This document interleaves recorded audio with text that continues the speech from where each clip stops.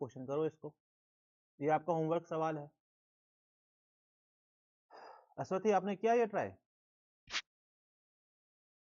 हाँ, क्या क्या? अभी आवाज आ रही ठीक? अभी कैसी आ रही है? अरे यार, ये नेटवर्क प्रॉब्लम है यार। अश्वथी आपको ठीक आ रही है आवाज? चलो फिर भाई, है ना, ये सवाल का किया आपने होमवर्क वाला? ये वाला किया आपने? कल की थी आपने क्लास अटेंड? नहीं, अश्वथी ने, आपने तो की थी, आपका तो याद है मुझे। नहीं ली थी? हाँ, कल की क्लास का बेटा रिकॉर्डिंग मैंने ऑलरेडी शेयर कर दिया है फिर। हाँ, ग्रुप पे देख लिया आपने? हाँ, कल की क्लास का रिकॉर्डिंग ऑलरेडी मैं शेयर कर चुका हूँ ग्रुप पे बेटा, है ना? यस। तो यहाँ से शुरू करते हैं, पहले ये वाला सवाल, चलो अश्वथी करो, अश्वथी और दोनों बच्चे करो।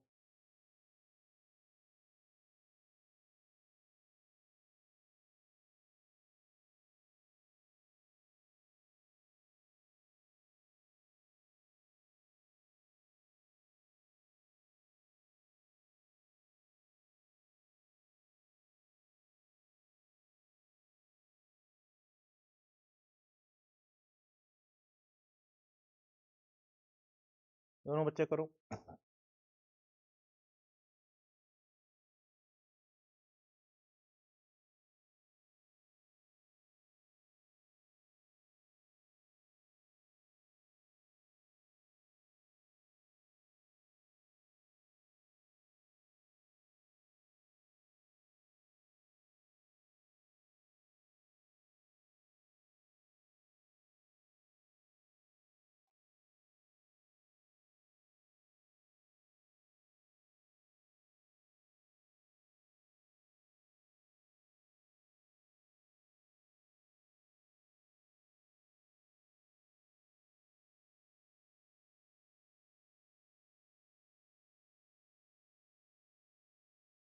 हम्म, ये क्वेश्चन समझ नहीं आ रहा है?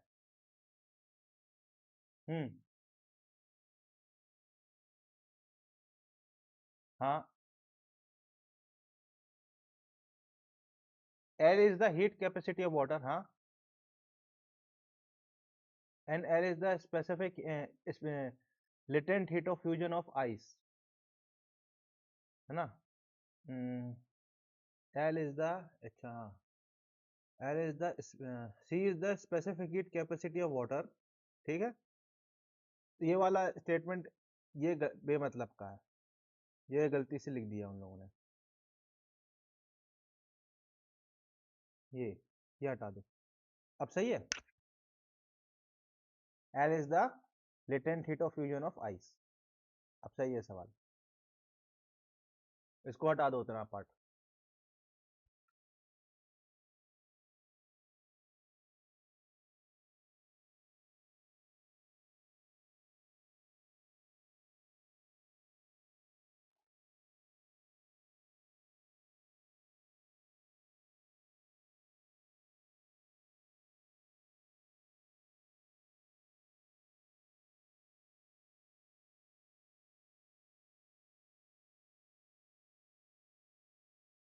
हुआ?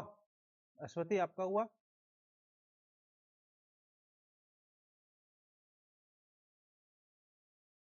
हाँ, अश्वती आपको, आपसे बना?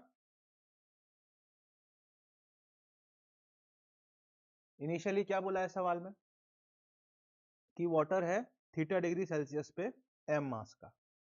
अब क्या होगा, ये वाटर इस आइस, जब वाटर और आइस को मिलाएंगे तो वाटर इस आइस को हीट देगा, तो वाटर का टेम्परेचर डाउन होता चला जाएगा। कब तक डाउन होगा, ये इंपॉर्टेंट पॉइंट है, 0 डिग्री सेल्सियस तक। जब वाटर 0 डिग्री पे पहुंच जाएगा तो हीट का ट्रांसफर होना बंद हो जाएगा।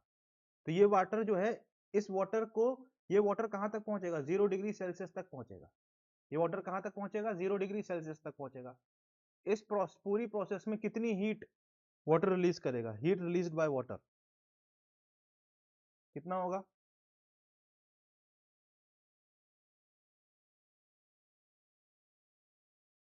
वाटर के द्वारा कितनी हीट रिलीज होगी, क्यू आर कह देते हैं उसको, वो कितना हो जाएगा, mass of water, yes, into C into theta minus zero. Theta degree Celsius से 0 डिग्री सेल्सियस तक आया है, तो थीटा माइनस जीरो मतलब कितनी हीट रिलीज करेगा, एम सी थीटा। इस हीट से क्या होगा, कुछ मास आइस का मेल्ट हो जाएगा। तो मान लेते हैं एम डैश मास आइस का मेल्ट हुआ, तो let M dash mass of ice has melted.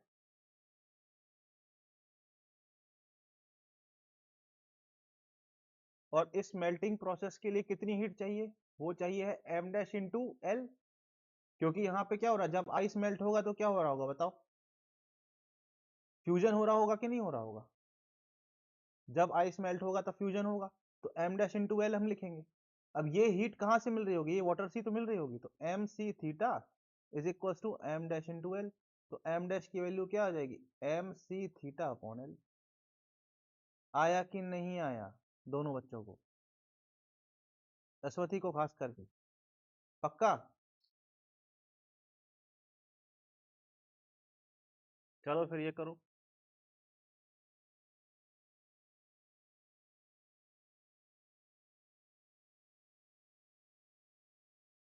ये नीचे एक ऑप्शन छुप रहा है, उससे कोई, उससे फर्क नहीं पड़ता, क्वेश्चन तो अपना पूरा दिख ही रहा है, ठीक है। थोड़ा छोटा करके लाना चाहिए था मेरे को इसका सही। करो भाई, ये बहुत ही अच्छा सवाल है, इसको स्टार मार्क कर लो, ठीक है। ये एफ वाई क्यू है, नीट एफ वाई क्यू।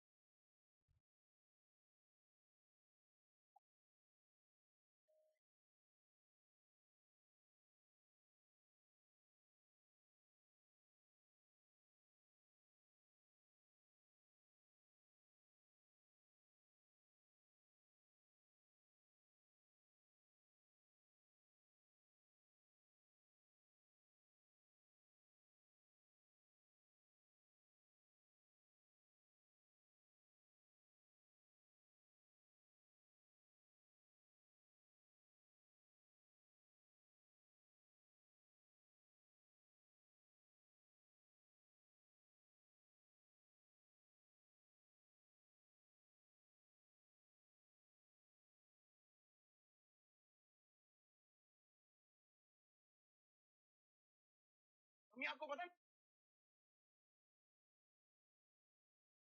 हुआ,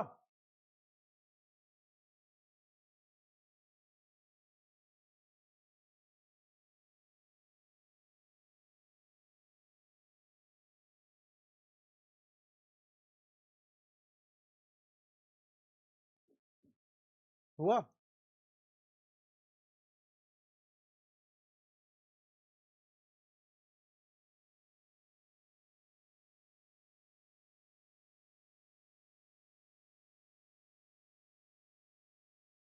तो ऐसा कोई रिलेशन हमने बताया नहीं, ऐसा कोई रिलेशन बताया।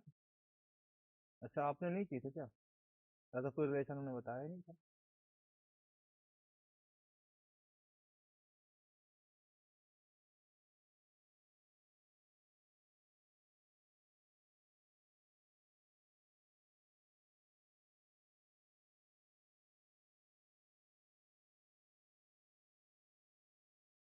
अच्छा, आपको तो दिख रहा है ना चारों ऑप्शन, आप लोगों को दिख रहा है ना,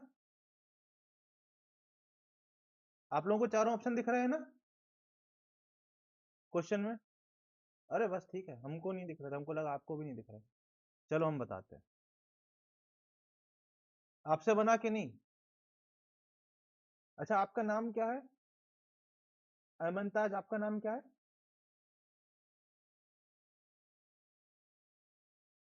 अमन, आपका नाम क्या है।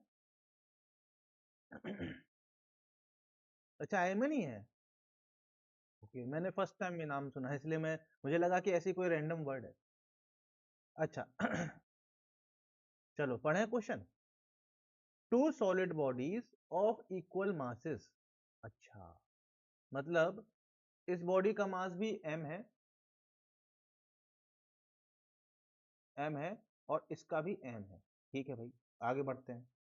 Initially at t equal to 0 are heated at uniform and same rate. अच्छा, यूनिफॉर्म और रेट सेम है ये बोल रहा है वो। ठीक है,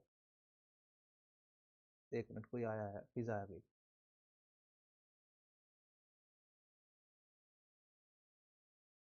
ठीक है, तो क्या बोल रहा है?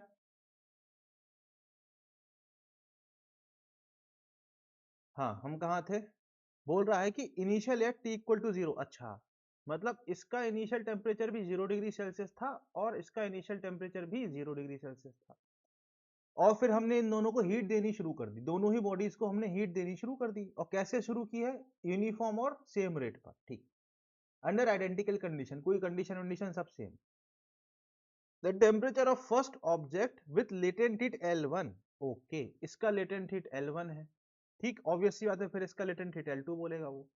ठीक, and specific heat of the solid state C1। इसका स्पेसिफिक हीट क्या है? C1। ठीक, changes according to the graph 1 on the diagram. ये पहला वाला जो ग्राफ है ये ऐसा उसको दिखा रहा है, चेंज को, right. The temperature of second object, इसका लेटेंट हीट L2 है, स्पेसिफिक हीट C2 है। ठीक है, और ये ग्राफ नंबर 2 से हमको दिखा रहा है। अब इस ग्राफ को देख के हमको बताना है L1 L2 C1 C2 में क्या रिलेशनशिप है। ठीक, अच्छा, हाँ अब रुक जाओ, हम बता रहे हैं, अभी मत बताओ। अभी हमको नहीं पता, इसका आंसर नहीं पता, चलो हम बता रहे हैं ना, बाकी बच्चों को बता रहे हैं। अच्छा, एक बात बताओ, एक बात बताओ, एल मतलब क्या था? लेटेंट हीट ऑफ फ्यूजन था कि नहीं था? था। तो अगर हम वन की बात करें, एक मिनट, हम्म, अगर हम वन की बात करें तो यहां पर ये जो, अब ये क्या है? सॉलिड थे, तो इस पूरे पार्ट में जीरो से लेके A1 के पार्ट में ये सॉलिड है S, और A से, जीरो से A2 ये भी सॉलिड है। और इस पार्ट में ये क्या हो रहा है? इस पार्ट में ये क्या हो रहा है? अपना स्टेट चेंज कर रहा है, तो यहां पर ही तो L1 आएगा, यहां भी तो L2 आएगा, बताओ। यस, और B1 के बाद ये गैस हो रहा है और ये भी गैस हो रहा है। क्या आपको ये ग्राफ में इतना समझ आया क्या? पहली बात, क्या आपको ग्राफ में इतनी बात समझ आई क्या? सबसे पहली बात, यस, बताओ, क्या ये समझ आया कि यहाँ जीरो से लेके ए तक ये सॉलिड है, फिर इसमें लेटेंट हीट ऑफ फ्यूजन आएगा जिसको L1 दिखाया, और उसके बाद ये गैस में चला जाएगा। सिमिलरली ये यहाँ पर सॉलिड है, लेटेंट हीट ऑफ फ्यूजन, फिर ये गैस में चला गया, राइट। अब एक बात मुझे बताओ, क्या बताओ, इसके लिए कितनी एनर्जी लगी होगी? लेटेंट हीट का हमको रिलेशन बताना है ना, बताओ। तो लेटेंट, अब जो फ्यूजन वाला पार्ट है उसमें एनर्जी कितनी लगी होगी? वो लगा होगा m into L into theta, यही तो लगेगा, m into L into delta theta. ये वाला जो प्रोसेस है जीरो से लेके A1 के बीच में, उसके लिए हम Q1 कैसे लिख सकते हैं? m into L1 into delta theta कितना है? डेल्टा थीटा है जीरो से लेके 60, तो ये हो जाएगा 60। और Q2 हम कैसे लिख सकते हैं? हाँ, क्या होगा? हाँ, एम सी डेल्टा टी तो लिख रहा हूं बेटा। पहला वाले में क्या हुआ? जीरो से लेके A1 के बीच में क्या हो रहा है? टेम्परेचर बढ़ रहा है। हाँ सॉरी, सी होगा ना, सॉरी, हाँ सही बात बोल रहे आप, यहाँ C1 आएगा ना, गलती से L1 लिख दिया। यस, बताओ, बताओ। हम्म, ये बात आपको समझ आई कि नहीं आई? इतना बात आपको समझ आया कि इस वाले, पहले वाले को इतनी हीट देनी पड़ेगी, दूसरे वाले को इतनी देनी पड़ेगी। अब एक बात मुझे बताओ, इसमें क्वेश्चन में एक बार बोला गया है under a uniform and same rate, मतलब एक से रेट पर इन दोनों को एनर्जी दी जा रही है। अच्छा, बहुत बढ़िया। इसका मतलब क्या हुआ कि अगर हम मान लेते हैं कि रेट अगर Q है, तो Q इंटू टाइम, ए को हमने कितने समय तक हीट दिया? जीरो से लेके ओ से लेके ए तक A1 पहुंचने के लिए 2 सेकंड हीट दिया, तो Q इंटू टू लिख दोगे कि नहीं लिख दोगे इसको? और सेम रेट से हीट पहुंचा रहा है तो इसको कितनी हीट मिलेगी? जीरो से लेके 4 तक। यस, बताओ। यस, ये बात समझ आई? क्यों? क्योंकि पहले वाले को कहां तक 0 से लेके 2 सेकंड तक हीट मिली है और दूसरे वाले को सेम प्रोसेस के लिए 0 से लेके 4 सेकंड तक हीट मिली है, तो पहले वाले को टोटल हीट कितनी मिली होगी? Q into two. मान लो रेट ऑफ हीट, रेट जो ये यूनिफॉर्म सेम रेट है इसको हमने Q बोल दिया है, तो Q इंटू टू हीट मिली होगी और सेकंड वाले को Q इंटू 4 हीट मिली होगी कि नहीं मिली होगी? बताओ, ये बात समझ आई? यस। अब क्या कर दोगे, दोनों को डिवाइड कर दोगे, खत्म खेल। डिवाइड कर दो भैया। जब आप इनको क्या करोगे, डिवाइड करोगे तो देखो m कैंसिल हो जाएगा, ठीक है, और यहाँ 0 कैंसिल हो जाएगा, 3/2, तो C1 upon C2 into 3/2 is equal to, यहाँ से Q खत्म होगा और ये 1/2, 2 से ये 2 कैंसिल, तो C1 upon C2 is equal to 1/3। इससे हमको क्या पता चल रहा है, C1 अपॉन C2 की वैल्यू क्या आ गई, 1/3 आ गई। इससे हमको क्या पता चल रहा है बताओ, कि C1 is less than C2, यही पता चल रहा है कि नहीं? अब C1 is less than C2 कहाँ कहाँ है भाई, ये तो ग्रेटर देन है, ये भी ग्रेटर देन है, तो ये कैंसिल, ये कैंसिल, दो ऑप्शन तो कैंसिल कर लिए हमने। बताओ, यस। ये समझ आया कि नहीं आया? अब बताना है हमको क्या, वो हमने कॉपी कर दी थी, ठीक है स्लाइड। C1 और C2 का रिलेशन तो हमने बता दिया भैया। अब हमको बताना है L1 और L2 का रिलेशन। L1 L2 के बारे में भी चर्चा करनी है हमको। एक बात मुझे बताओ, L1 L2 कहाँ आया, यहां आया कि नहीं आया? यस। तो A से लेके B1, A1 से लेके, ये कलर चेंज करते हैं, A1 से लेके A1 से लेके B1 तक जाने में कितनी हीट लगी होगी? Q1 डैश बोल देते हैं इसको। कितनी हीट लगी होगी? वो लगी होगी M इंटू L1 लगी होगी कि नहीं लगी होगी? ऐसे ही A2 से B2 जाने में भी कितनी हीट लगी होगी बताओ? इसको हम Q2 डैश बोल देते हैं, वो कितनी लगी होगी? M इंटू L2 लगी होगी कि नहीं? क्योंकि A से लेके B1 में और A2 से लेके B2 में क्या हो रहा है, फ्यूजन हो रहा है। यस, यस बताओ। और अगेन अगेन सेम लॉजिक, दोनों में हम हीट क्या है, सेम रेट से दे रहे हैं, तो यहाँ पे टाइम कितना लगा, A1 से लेके B1 जाने में समय कितना लगा, 2 सेकंड से लेके 6 सेकंड के बीच में A1 से B1 पहुंच गए हम, तो टोटल 4 सेकंड लगे कि नहीं लगे? और A2 से लेके B2 पहुंचने में कितना समय लगा, 4 से 7 सेकंड, मतलब 3 सेकंड लगा कि नहीं लगा? यस। फिर हम क्या कर देंगे, दोनों को डिवाइड कर दिया जाएगा, कर दिया जाएगा कि नहीं? ये कैंसिल, तो यहां से हमको मिल गया ये Q भी cancel, L1 upon L2 is equals to 4/3। अब बताओ यहां से क्या हम बोल सकते हैं, L1 is greater than L2। Yes, तो L1 is greater than L2, तो क्या हो जाएगा आंसर, ए हो जाएगा कि नहीं हो जाएगा? आपने क्या बोला था आंसर, आई मीन आपने क्या बोला था, सी बोला था? ए, आंसर मेरा तो ए आ रहा है, बताओ यार, ए ही आएगा क्या? चेक कर लूं क्या आंसर? रुको भाई, मैं चेक भी कर लेता हूँ। हाँ, करेक्ट है? बताओ यार, चारों बच्चे यार बताओ यार। 46 का ना क्या था आंसर, ए ही है। यस, समझ आया कि नहीं आया? शानवी कैसे हो आप, फिजा आप कैसे हो, समझ आया ये क्वेश्चन?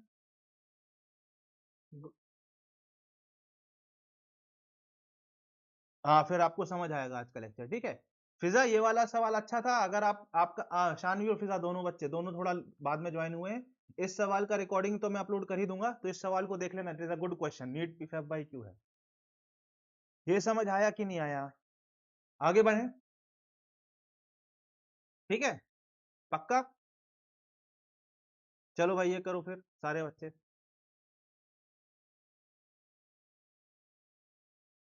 सारे बच्चे पेन चलाएंगे है ना, बिना पेन चलाए कोई बैठेगा नहीं।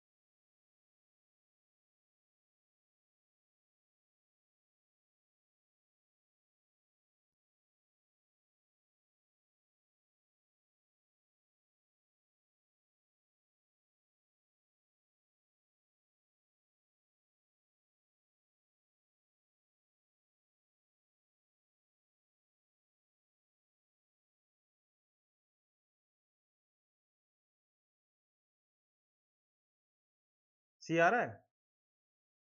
हम्म,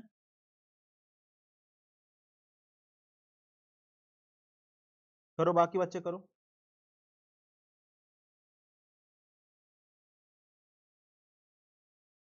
आंसर डी दिया है बेटा।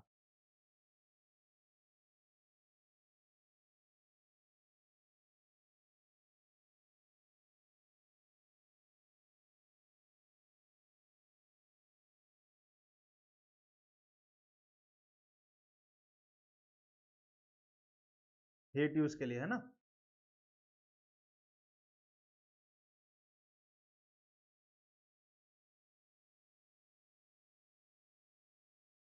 हम्म, तो कैसे किया बताओ। क्या बोला है? An ice block at 0 degree Celsius, एक आइस ब्लॉक है, and of mass m is dropped from height h such that the loss in gravitational potential energy of the block is exactly equal to the heat required to completely melt ice। तो ये अपना ice का block है, ठीक। इसको हम colouring कर देते हैं। This is our ice block, और ये ग्राउंड से कुछ h हाइट पर था, ठीक। ग्राउंड से कुछ h हाइट पर था, और इस h हाइट से इसको ड्रॉप किया गया, ठीक। इस h हाइट से इसको क्या किया गया? ड्रॉप किया गया। अब जब ये ग्राउंड से ड्रॉप किया गया तो क्या होगा? जब नीचे आएगा तो इसकी पोटेंशियल एनर्जी रिड्यूस होगी कि नहीं होगी? होगी। इसकी पोटेंशियल एनर्जी जो थी वो किस में कन्वर्ट हो गई? पोटेंशियल एनर्जी किस में कन्वर्ट हो गई? वो हो गई हीट एनर्जी में कन्वर्ट। क्यों कन्वर्ट हो गई? क्योंकि इसमें क्या लग रहा है? फ्रिक्शन लग रहा है। तो फ्रिक्शन इसकी पोटेंशियल एनर्जी को हीट में कन्वर्ट कर देगा, और इस हीट को एब्जॉर्व करके या इस क्या कर जाएगा? मेल्ट कर जाएगा कि नहीं कर जाएगा? बताओ। कर जाएगा। तो इसमें हीट कितनी जनरेट होगी? बताओ, हीट कितनी जनरेट होगी? पोटेंशियल एनर्जी के बराबर, मतलब mgh के बराबर। और इस आइस का क्या हो रहा है? मेल्टिंग हो रहा है। तो मेल्टिंग के लिए कितनी एनर्जी चाहिए? m into L. m से m कैंसिल, g की वैल्यू हमने डाली है 10। अब हमको h निकालना है। ध्यान रखना, सारी वैल्यूज एसआई यूनिट में पुट करना है। g की वैल्यू हमने एसआई में पुट करी। l की वैल्यू क्या होगी बताओ? l की वैल्यू क्या है? 80 कैलोरी पर ग्राम दिया हुआ है। अब यहां ध्यान रखना, ये पर ग्राम में है और ये है कैलोरी में, तो इसको आपको कन्वर्ट करना पड़ेगा किस में? पहले तो जूल में कन्वर्ट करना पड़ेगा, और इसको करना पड़ेगा कन्वर्ट केजी में। ऐसा यूनिट में कन्वर्ट करना पड़ेगा बेटा सारा सब कुछ। 80 इंटू 4.2 इंटू 1000, ये हो जाएगा जूल पर केजी। ये वैल्यू पुट करोगे एल की इसमें, ध्यान रखना ऐसा यूनिट में। तो यहां पर आप पुट कर दोगे 80 इंटू 4.2 इंटू 1000, और यहां से h आपको किसमें मिलेगा? एसआई यूनिट, मतलब मीटर में। अगर आपको किलोमीटर में पता करना है h की वैल्यू, तो h की वैल्यू किलोमीटर में पता करना है तो डिवाइड किससे कर दोगे? 1000 से। तो ये बन जाएगा 80 इंटू 4.2 अपॉन 10 किलोमीटर। बताओ ये कितना आ रहा है? 8 2 जा 16, 6 1 8 4 जा 32 1 33.6 किलोमीटर। इतना आ रहा भाई h का वैल्यू, 33.6 किलोमीटर। आया कि नहीं सारे बच्चों को? आया कि नहीं? यस, आ गया। आ गया है तो अगला क्वेश्चन पे आते हैं। फिजा आपको समझ आ रहा है? एमन, अश्वथी, शानवी, सारे बच्चों को समझ आ रहा है? क्या कर रहे हैं हम लोग? सारे बच्चे पेन चला रहे हो कि नहीं? हम्म, यस, बताओ। ये करो क्वेश्चन।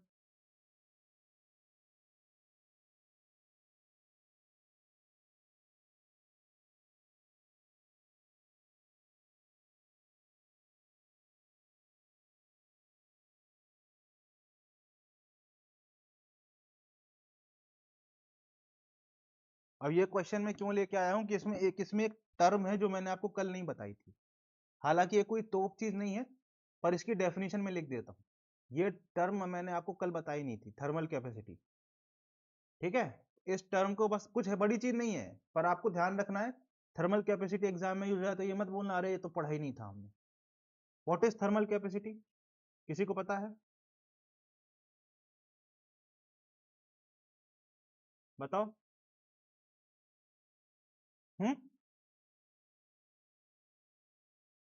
बताओ शानवी, फिजा, थर्मल कैपेसिटी क्या है?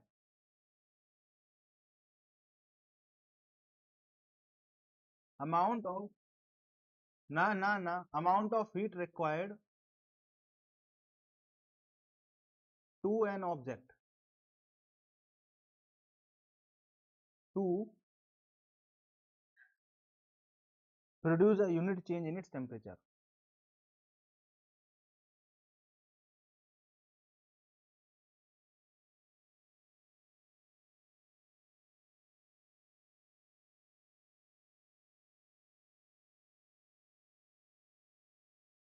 ये होती है थर्मल कैपेसिटी।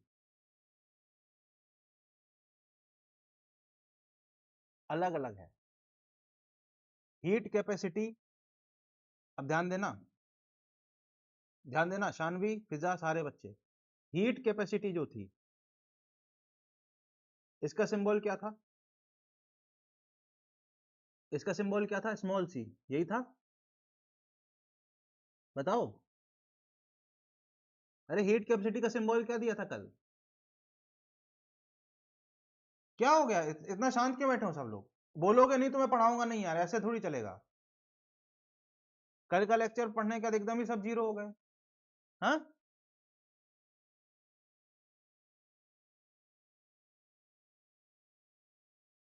अरे हीट कैपेसिटी का क्या सिंबल था? यस, हाँ, स्मॉल, है ना? वो हीट कैपेसिटी नहीं, उसको अपन कहते हैं स्पेसिफिक हीट कैपेसिटी, उसको एक वर्ड होता है, या हीट कैपेसिटी बोल दो, ठीक है? स्पेसिफिक भी डाल देते हैं कोई कुछ लोग, ठीक है? उसका सिंबल था स्मॉल सी या स्मॉल एस। मैंने बताया था कि कहीं कहीं स्मॉल एस भी यूज हो जाता है, ठीक है? इसका मतलब ये जो था ये इंडिपेंडेंट ऑफ मास था, independent of mass of subject, mass of object, ठीक है? या हम ये कह सकते हैं ये पर यूनिट मास था, ऐसा भी कह सकते हैं। इसका यूनिट क्या था बताओ? Q इज इक्वल टू क्या होता है? एम सी डेल्टा टी होता है। तो C का यूनिट क्या था बताओ? जूल पर केजी केल्विन, या जूल पर केजी डिग्री सेल्सियस, ये था। बताओ। अब हीट कैपेसिटी जो होता है बेटा, हीट कैपेसिटी, वो क्या होता है? इसको हम दिखाते हैं कैपिटल सी या कैपिटल एस से, और ये डिपेंड करता है मास पे, depend on mass of object, right? तो ये हमारा जो Q is equal to M C delta T है, एम सी डेल्टा टी है, इसमें अगर M और C को मिला दें तो ये बन जाता है कैपिटल सी, और यही है थर्मल हीट कैपेसिटी। यस, यही होता है थर्मल हीट कैपेसिटी। यस, बताओ। तो यहाँ पे ये हमारे पास आता है capital C into delta T, या हम इसको लिख सकते हैं capital S into delta T. ये हमारा है heat capacity, this is heat capacity. बताओ। और यही तो हमने डेफिनेशन बताई थी, amount of heat required to an object to produce a unit change in its temperature. अगर हम डेल्टा टी को 1 रख दें तो कितनी हीट देनी पड़ेगी? C और S के बराबर ही तो देनी पड़ेगी, यही तो डेफिनेशन बताई थी। If delta T is equal to 1 degree Kelvin, 1 degree Celsius या 1 केल्विन, मतलब 1 डिग्री सेल्सियस या 1 केल्विन का टेम्परेचर का चेंज अगर हम करें, तो Q की वैल्यू यहां से, Q की वैल्यू कैपिटल C या कैपिटल S के बराबर हो जाएगी कि नहीं हो जाएगी? दो सिंबल हैं C और S, तो हमने दोनों लिख रहा हूं जिसमें आपको समझ आए। बताओ। तो यहां से आपको कैपिटल C क्या मिला? कैपिटल C या कैपिटल S क्या मिल जाएगा? स्मॉल c के बराबर मिल जाएगा कि नहीं मिल जाएगा? सॉरी, m इंटू स्मॉल सी और m इंटू स्मॉल एस के बराबर मिल जाएगा कि नहीं मिल जाएगा? बताओ। यही तो मैंने लिखा है कि depends on mass of the object. बताओ। हम्म, बताओ। अब इसका एग्जांपल देके मैं समझा रहा हूं, आप लोगों की आवाज में खनक नहीं है इसलिए। दो केस में बता रहा हूं, ठीक है, दो केस में बता रहा हूं आपको, दो केस। पहला केस है ये और दूसरा केस है ये। ये क्या है? ये है 1 kg वाटर, ठीक। और ये क्या है? ये है 10 kg वाटर, है। ये वाटर है, दोनों गोला जो दिखा रहा है दोनों वाटर है, बोथ आर वाटर, ठीक। अब ये भी वाटर नीला कर दिया, ये भी वाटर नीला कर दिया। बस फर्क क्या है? पहला वाला 1 kg है क्योंकि छोटा दिखाया है, और दूसरा वाला 10 kg है, राइट। अब एक बात बताओ, स्पेसिफिक हीट कैपेसिटी सी कितना है वाटर का? मैंने कल रटवाया था आपको, 1 कैलोरी था कि नहीं था? पर पर ग्राम पर डिग्री सेल्सियस। इसका भी स्पेसिफिक हीट कैपेसिटी कितना हो जाएगा? 1 कैलोरी पर ग्राम पर डिग्री सेल्सियस। दोनों का ये चीज सेम होगा। Small C is independent of the mass, तो दोनों के लिए सेम होगा। पर इस बार कैपिटल सी इसका कितना हो जाएगा? C इंटू एम, तो ये हो जाएगा 1 कैलोरी, ठीक है। अब यहाँ पे m कितना है? 1000, राइट। तो इस कैपिटल सी इसका कितना हो जाएगा? 10,000 कैलोरी पर डिग्री सेल्सियस। ये पर ग्राम, केजी को हमने ग्राम में कन्वर्ट कर दिया ना, 1000 ग्राम। तो C को मास से मल्टीप्लाई किया तो कैपिटल C मिल गया। तो इसका कैपिटल C है 1000 कैलोरी पर डिग्री सेल्सियस। ये है इसकी क्या? Thermal capacity, TC। इस केस में इसको 1000 से मल्टीप्लाई करोगे तो कितना आएगा? इतना ग्राम आएगा कि नहीं आएगा वाटर का? तो इसका कैपिटल सी कितना आएगा? 1 इंटू 1000, तो ये हो जाएगा 10,000 कैलोरी पर ग्राम पर डिग्री सेल्सियस। दोनों है वाटर, पर दोनों का मास अलग अलग है, तो देखो थर्मल कैपेसिटी दोनों की अलग अलग आई। इसकी 1000 आई पहले केस में, सेकंड केस में 10,000 आई। क्या आपको समझ आया ये बात? बताओ सारे बच्चे। यहाँ पे ये देख रहा हो, C की वैल्यू M पे डिपेंडेंट है, सेम सेम ऑब्जेक्ट है, दोनों वाटर है, पर अगर हमने उसका क्या बढ़ा दिया? मास बढ़ा दिया, तो C का भी वैल्यू बढ़ गया। यहाँ पे C का वैल्यू 1000 था, यहाँ C का वैल्यू 10,000 था, पर स्मॉल c की वैल्यू जो है सेम है दोनों के लिए। बताओ, यस फिजा? बाकी बच्चे, सारे बच्चे, हाँ? अवस्थी, शानवी, सोहेल, ये समझ आया कि नहीं आया? हाँ बेटा, ये पूछ लेगा एग्जाम में, क्योंकि इसमें कोई रॉकेट साइंस है नहीं, बस टर्म का खेल है। और थर्मल हीट कैपेसिटी पूछ लेगा और बस सब बच्चे जो है आधे बच्चे गलत करके आ जाएंगे। अब ये सवाल देखो, two spheres A and B, ठीक है। अब इस सवाल को मैं कर रहा हूं, ठीक। तो दो स्फीयर, अब मुझे पता नहीं बेटा, ठीक है, आंसर जो है याद नहीं मेरे को, ठीक है भाई। टू स्फीयर है, ये ए है, ठीक, ये ए है, ये ए है, दिस इज स्फीयर ए। बोल रहा है हैव डायमीटर रेशियो 1:2, तो अच्छा ए का डायमीटर अगर हम क्या बोल दें? डी बोल दें। इसका डायमीटर अगर हम डी बोल दें तो बी का डायमीटर हम 2D बोलेंगे, ठीक है। डेंसिटी रेशियो 2:1, तो इसकी डेंसिटी हम क्या बोल देंगे? 2 रो बोल देंगे कि नहीं बोल देंगे? यस। और स्पेसिफिक हीट इन रेशियो 1:3, तो इसकी स्पेसिफिक हीट हम क्या बोल देंगे? सी बोल देंगे। तो हमको क्या थर्मल कैपेसिटी निकालना है, तो कैपिटल सी ए क्या हो जाएगा? Mass of A into C of A. Mass of A क्या हो जाएगा? Density of A into volume of A into C of A. Mass क्या होता है? Density into volume. अब डेंसिटी ऑफ ए को हमने क्या बोला है? 2 रो बोला है कि नहीं बोला है? वॉल्यूम ऑफ ए क्या हो जाएगा? 4/3 पाई आर क्यूब। अगर हम आर क्या हो जाएगा? D/2 हो जाएगा, yes. Into C of A को हमने क्या बोला है? सी बोला है, ठीक। ये हमने ए के लिए लिख लिया। अब ऐसे ही हम क्या करेंगे? बी के लिए लिखेंगे। सारे बच्चों ने यही किया कि नहीं किया? बताओ। बी के लिए अब हम लिखेंगे, ये बी है, बी का डायमीटर बड़ा था तो हमने इसको बड़ा दिखा दिया है, ये है बी, दिस इज बी, ठीक। अब बी के केस में क्या बोल रहा है? डायमीटर रेशियो 1:2, मतलब इसका डायमीटर कितना हो जाएगा? 2D हो जाएगा कि नहीं हो जाएगा?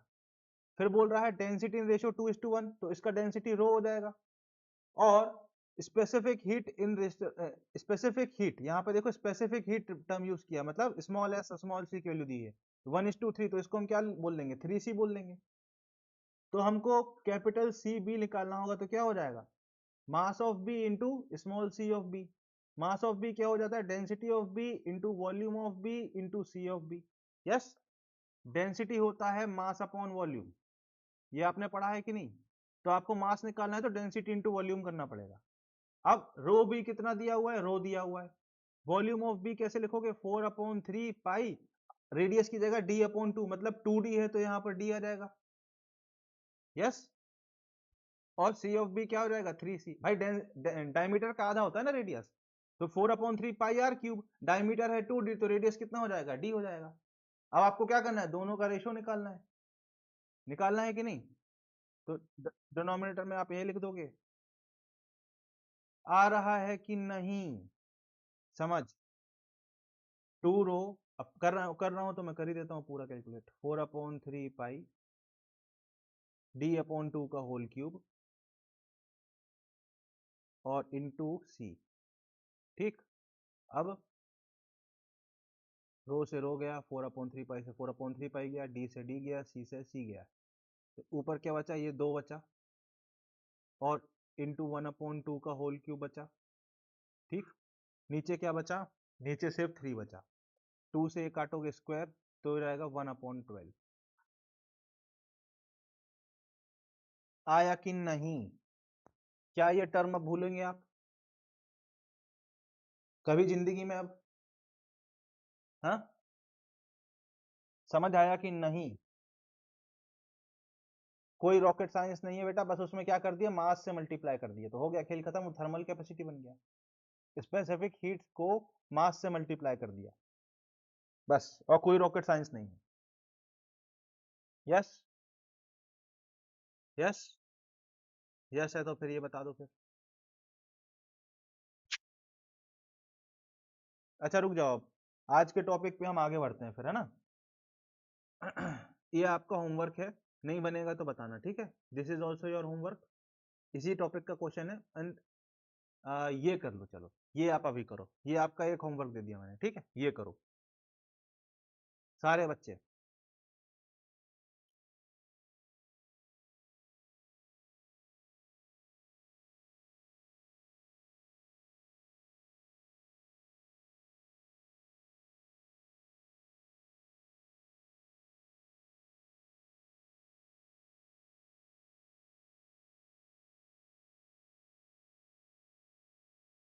होमवर्क को सॉल्व करके ग्रुप में डालना है सब बच्चों को। मैं देख रहा हूँ कि रिप्लाई नहीं आ रहा है, लोग डाल नहीं रहे हैं कोई सॉल्व करके।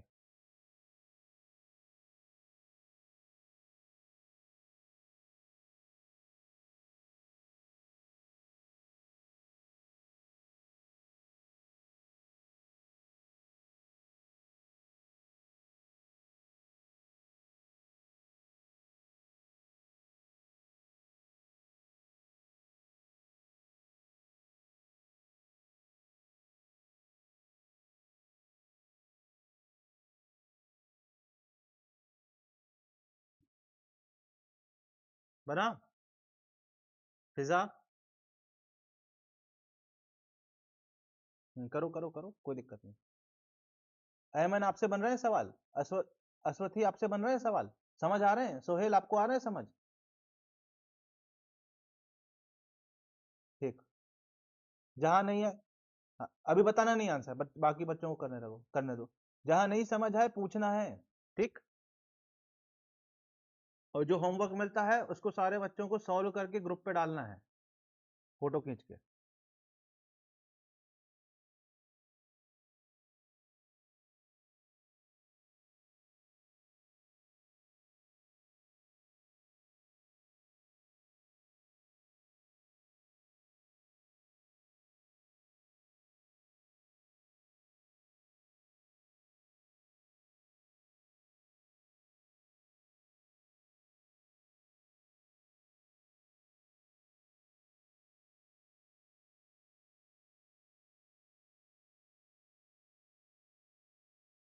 बना कि नहीं बना, कि मैं बताऊं, बताओ।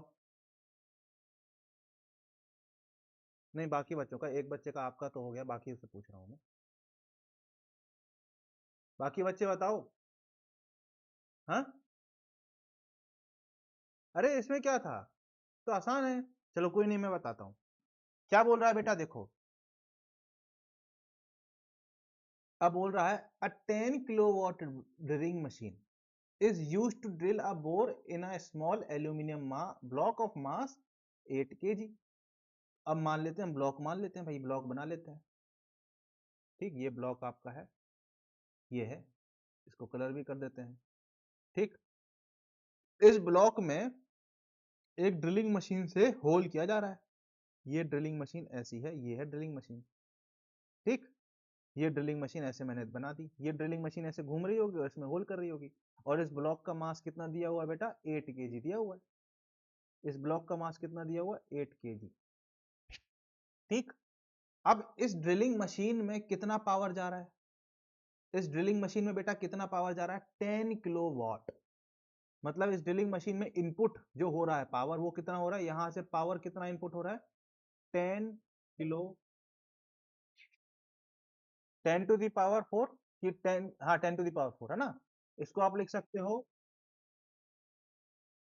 रुक जाओ रुक जाओ रुक जाओ, हाँ हाँ वो ठीक है, ठीक है, बच्चे को हम समझा दें, ठीक है। How much rise in temperature in block of a block in 2.5 minute. अब ये बोल रहा है कि ड्रिलिंग जो है 2.5 मिनट तक चली, मतलब इस होल को ड्रिल करने में 2.5 मिनट लगे। अब टाइम कितना दिया हुआ है बेटा, 2.5 मिनट दिया हुआ है। 2.5 मिनट का मतलब कितना होता है, 150 सेकेंड होता है कि नहीं होता है। ठीक, ये होता है कि नहीं होता है, बताओ। अब पावर क्या होता है, पावर होता है एनर्जी अपॉन टाइम। पावर क्या होता है, एनर्जी अपॉन टाइम होता है। तो इस ड्रिल को कितनी एनर्जी दी गई, वो कैसे निकालोगे, पावर से मल्टीप्लाई कर दोगे टाइम को। और वॉट क्या होता है बेटा, वॉट होता है जूल अपॉन सेकंड, जूल पर सेकंड।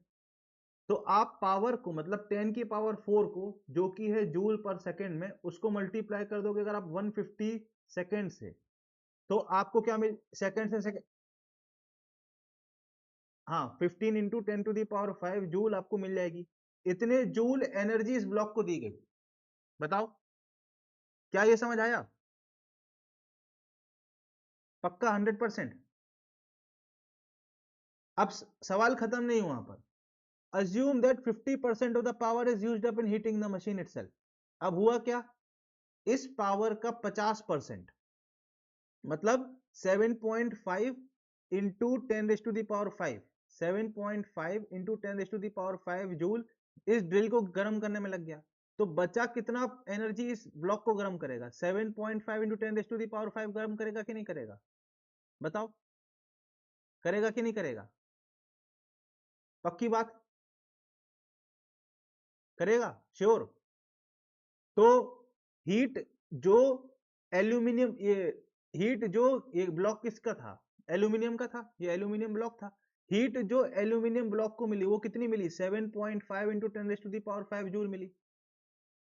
यस, अब इसको आप क्या कर दोगे, क्यू एल्यूमिनियम को किसके बराबर पुट कर दोगे, 7.5 into 10 raise to the power 5, इसको किसके बराबर पुट, ये किस में है, जूल में है, इसको किसके बराबर पुट कर दोगे, एम एस डेल्टा टी के बराबर कर दोगे कि नहीं। एस किसका, एल्यूमिनियम का। अब मास ऑफ एल्यूमिनियम कितना दिया था बेटा, 8 kg दिया था, तो ये हम 8 kg यहां पुट कर देंगे। एस, अब ध्यान से देखना भाई, अब ध्यान से देखना भाई, एस की, हाँ यहाँ पे देखो, एस जो है पर ग्राम में दिया हुआ है, तो इसको हमको किस में कन्वर्ट करना पड़ेगा, पर केजी में। तो 10 की पावर 3 से आप मल्टीप्लाई कर दोगे। यस, बताओ, इसको आप लिख दोगे ना 90, है ना, जूल पर केजी डिग्री सेल्सियस, ऐसे लिख दोगे कि नहीं लिख दोगे। ये हमने काय में कन्वर्ट किया, पर केजी में, क्यों, क्योंकि हम यहाँ मास किस में पुट कर रहे थे, केजी में। तो यहाँ पे आप 910 रखोगे बेटा, 910 रखोगे, 910 जूल पर केजी डिग्री सेल्सियस रखोगे। ये वैल्यू नहीं पुट करोगे जो क्वेश्चन में दी है, उसको आपको केजी में पुट करना पड़ेगा। या फिर अगर आप चाहते हो कि ये वैल्यू पुट करना है आंसर क्वेश्चन में, तो आपको 8 केजी की जगह 8000 ग्राम पुट करना पड़ेगा। और डेल्टा टी तो हमको निकालना ही था, तो ये हमारे पास आ जाएगा 7.5 इंटू 10⁵ इज इक्वल टू इतना। अब यहां से आप डेल्टा टी निकाल लो। डेल्टा टी कितना आ रहा है? ठीक है, तो डेल्टा टी यहां से आपका 103 डिग्री सेल्सियस आ जाएगा। बताओ भाई, बताओ समझ आया कि नहीं आया? पक्का? चारों बच्चों को, तीनों बच्चों को, जितने भी बच्चे बैठे हैं क्लास में? अच्छा सवाल है कि नहीं है? है कि नहीं? यस, बताओ। पक्की बात, समझ आ गया? तो अब हम आ जाते हैं हीट ट्रांसफर पे। ठीक, हीट ट्रांसफर। अब ये एक ब्लॉक है, ठीक, और ये एक ब्लॉक है, ठीक। तो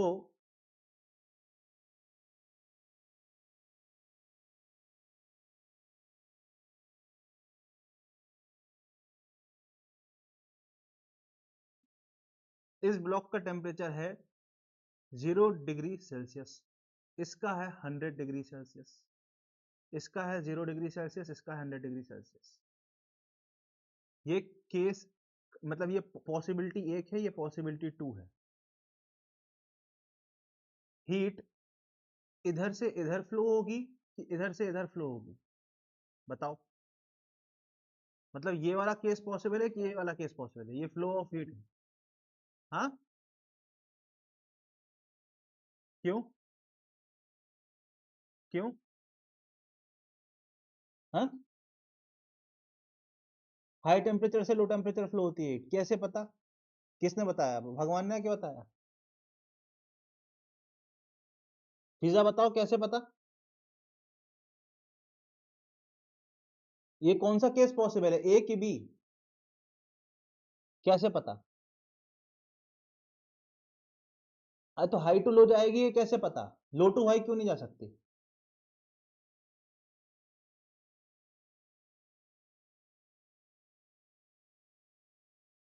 अरे स्पेसिफिक हीट की तो हमने बात ही नहीं करी, हमने तो बताया नहीं ये दोनों कौन से ब्लॉक। मैंने बस इतना बोला ये 0 डिग्री पे, ये 100 डिग्री पे। स्पेसिफिक हीट किसी की भी ज्यादा हो सकती है। बताओ, थोड़ा दिमाग पे जोर डालो। अरे थर्मोडायनेमिक्स में सेकंड लॉ ऑफ थर्मोडायनेमिक्स पढ़ा था कि नहीं?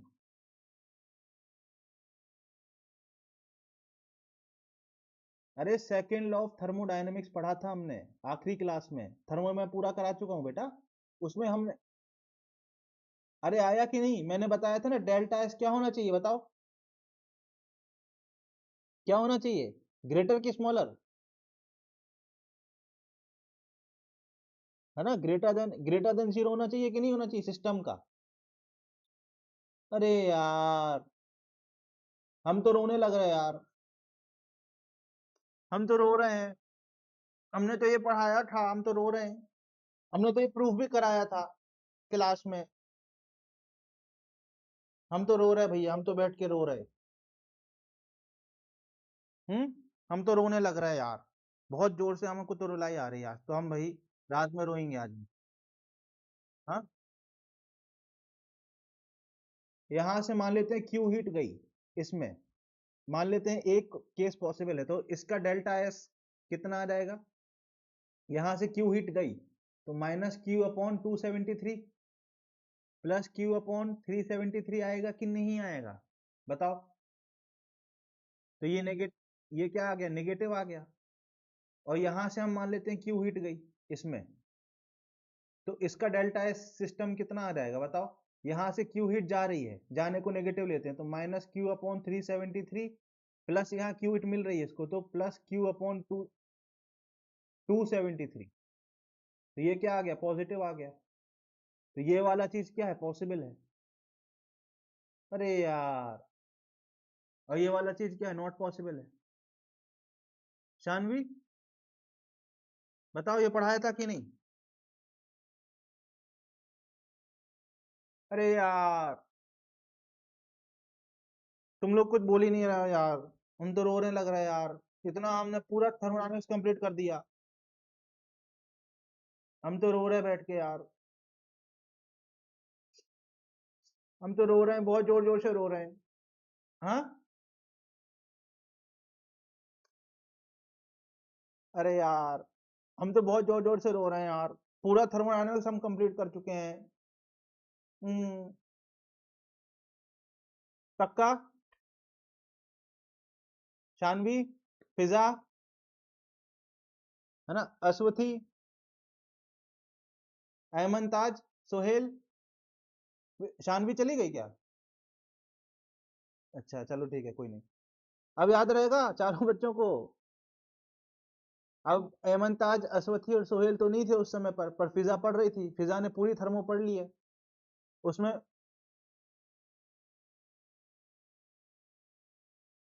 अरे तो इतना डरना क्यों है यार, बोलो ना, खुल के बोलो। Delta S greater than equal to zero होना चाहिए सिस्टम के लिए, मतलब सिस्टम की जो एंट्रोपी है बढ़ेगी हमेशा, तभी। लॉ ही तो है, सेकंड लॉ ऑफ थर्मोडायनेमिक्स ही तो है, ये तो लिख तो दिया मैंने आपकी स्क्रीन पे, देखो ये क्या लिखा है, लॉ ही तो है। बताओ यार। हम्म। अच्छा, अब एक बात बताओ, अब आगे बढ़ते हैं। ठीक है, इतना हमें मालूम पड़ गया कि 100 वाले से 200 जीरो में ही जाएगा, मतलब अब हम आगे डिस्कशन करेंगे तो कोई हमसे ये सवाल नहीं पूछेगा कि 0 से 100 में क्यों नहीं जा रही है हीट। ठीक।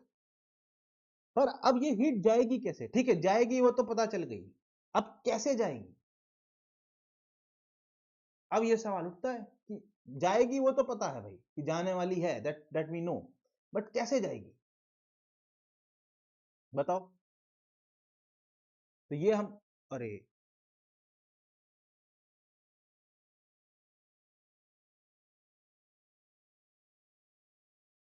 हाँ, तो हमको मालूम है बेटा कि 100 से जीरो में हीट जाएगी, 100 डिग्री से जीरो में हीट जाएगी, ये मैंने आपको ऑलरेडी समझा दिया है, और मैंने अभी भी आपको प्रूफ करके बता दिया, डेल्टा एस निकाल के बता दिया, ये मैंने आखिरी वाला जो आप देखोगे ना, आखिरी जो लेक्चर था हमारा थर्मोडायनेमिक्स का, उसमें आप देखोगे तो मैंने इसको पूरा डिटेल में बताया था।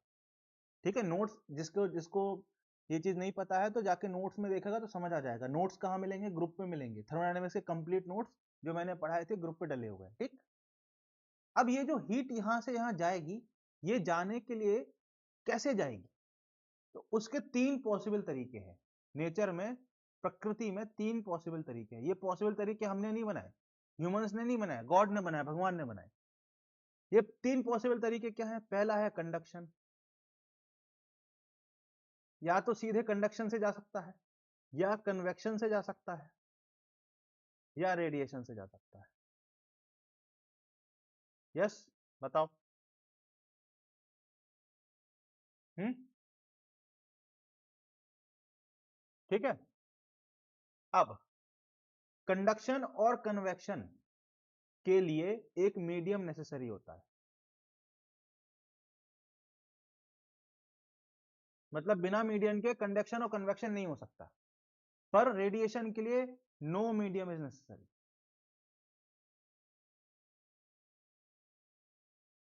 कोई मीडियम की जरूरत नहीं है। कंडक्शन और कन्वेक्शन के लिए या तो सॉलिड या तो लिक्विड कुछ ना कुछ होना चाहिए। हाँ, हाँ, सॉलिड, लिक्विड या गैस में से कुछ ना कुछ एक होना चाहिए। पर रेडिएशन के लिए बेटा, रेडिएशन के लिए कोई भी मीडियम की आवश्यकता नहीं है। यस, ये बात समझ आई? बताओ। हाँ, पक्का? तो सन से अर्थ में कैसे एनर्जी आ रही है?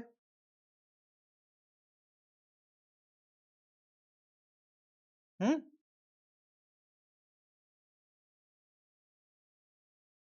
हाँ हाँ, वो इलेक्ट्रोमैग्नेटिक वेव के थ्रू हो रहा है, वो अलग है, पर पॉइंट ये है कि बिना मीडियम के एनर्जी आ रही है, उसको रेडिएशन कह रहे हैं। ठीक, बिना मीडियम के एनर्जी आ रही है उसको रेडिएशन कह रहे हैं। ठीक। अब जो कंडक्शन होता है बेटा, कंडक्शन, ठीक, जो कंडक्शन होता है वो सॉलिड में, लिक्विड में और गैस तीनों में होता है।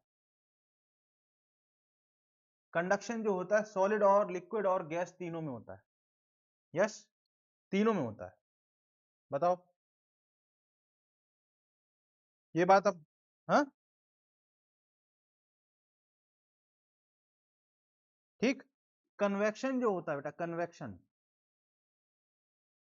वो किस में होता है? लिक्विड एंड गैस में अकेले होता है।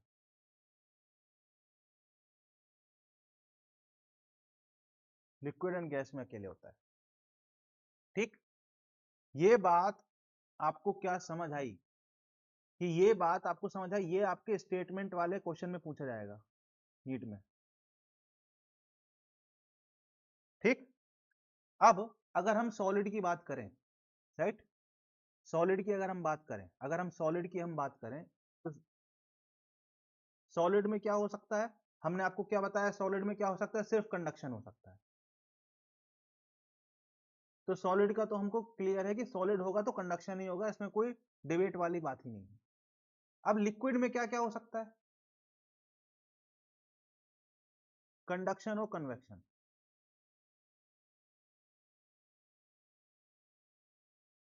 ठीक, अच्छा सॉलिड में रेडिएशन भी होगा।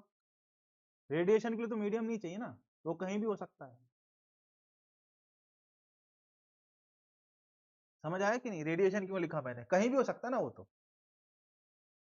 बट लिक्विड के केस में क्या होता है, अगर जैसे मान लो 100 जूल एनर्जी का ट्रांसफर हो रहा है लिक्विड में, तो कंडक्शन के थ्रू 1 जूल का ही हो पाएगा। ठीक, रेडिएशन के थ्रू मान लेते हैं 1 जूल का ही हो पाएगा, और कन्वेक्शन के थ्रू 98 जूल का हो जाएगा। अगर टोटल 100 जूल एनर्जी ट्रांसफर हो रही है लिक्विड में, तो क्या होगा, देखने को मिलता है कि कंडक्शन के थ्रू 1 जूल का हो पाया, रेडिएशन के थ्रू 1 जूल का हो पाया, और कन्वेक्शन से 98 हो गया। मतलब हम ये कह सकते हैं कि कन्वेक्शन क्या करता है? डोमिनेट करता है। क्या करता है? डोमिनेट करता है। तो जब हम लिक्विड के थ्रू हीट ट्रांसफर पढ़ेंगे तो हम सिर्फ कन्वेक्शन को कंसीडर करेंगे और कंडक्शन और रेडिएशन को क्या कर देंगे? इग्नोर। कंडक्शन और कन्वेक्शन को क्या कर देंगे? इग्नोर। वैसे ही सॉलिड में भी अगर जो हम नॉर्मल टेम्परेचर्स की बात करें, 0 डिग्री से लेके 100, 200, 250, 300 तक की अगर हम बात करें, तो रेडिएशन मान लो सॉलिड में कंडक्शन के थ्रू 99 जूल एनर्जी ट्रांसफर हो रही है, तो रेडिएशन से 1 जूल ही ट्रांसफर होगी। तो हम यहाँ पे सॉलिड में कौन डोमिनेट करेगा? कंडक्शन। और जब हम सॉलिड में हीट ट्रांसफर की बात करेंगे तो रेडिएशन को क्या कर देंगे? इग्नोर। बात समझ आई कि नहीं? यहां पे हम कंडक्शन को इग्नोर कर देंगे और रेडिएशन को भी इग्नोर कर देंगे।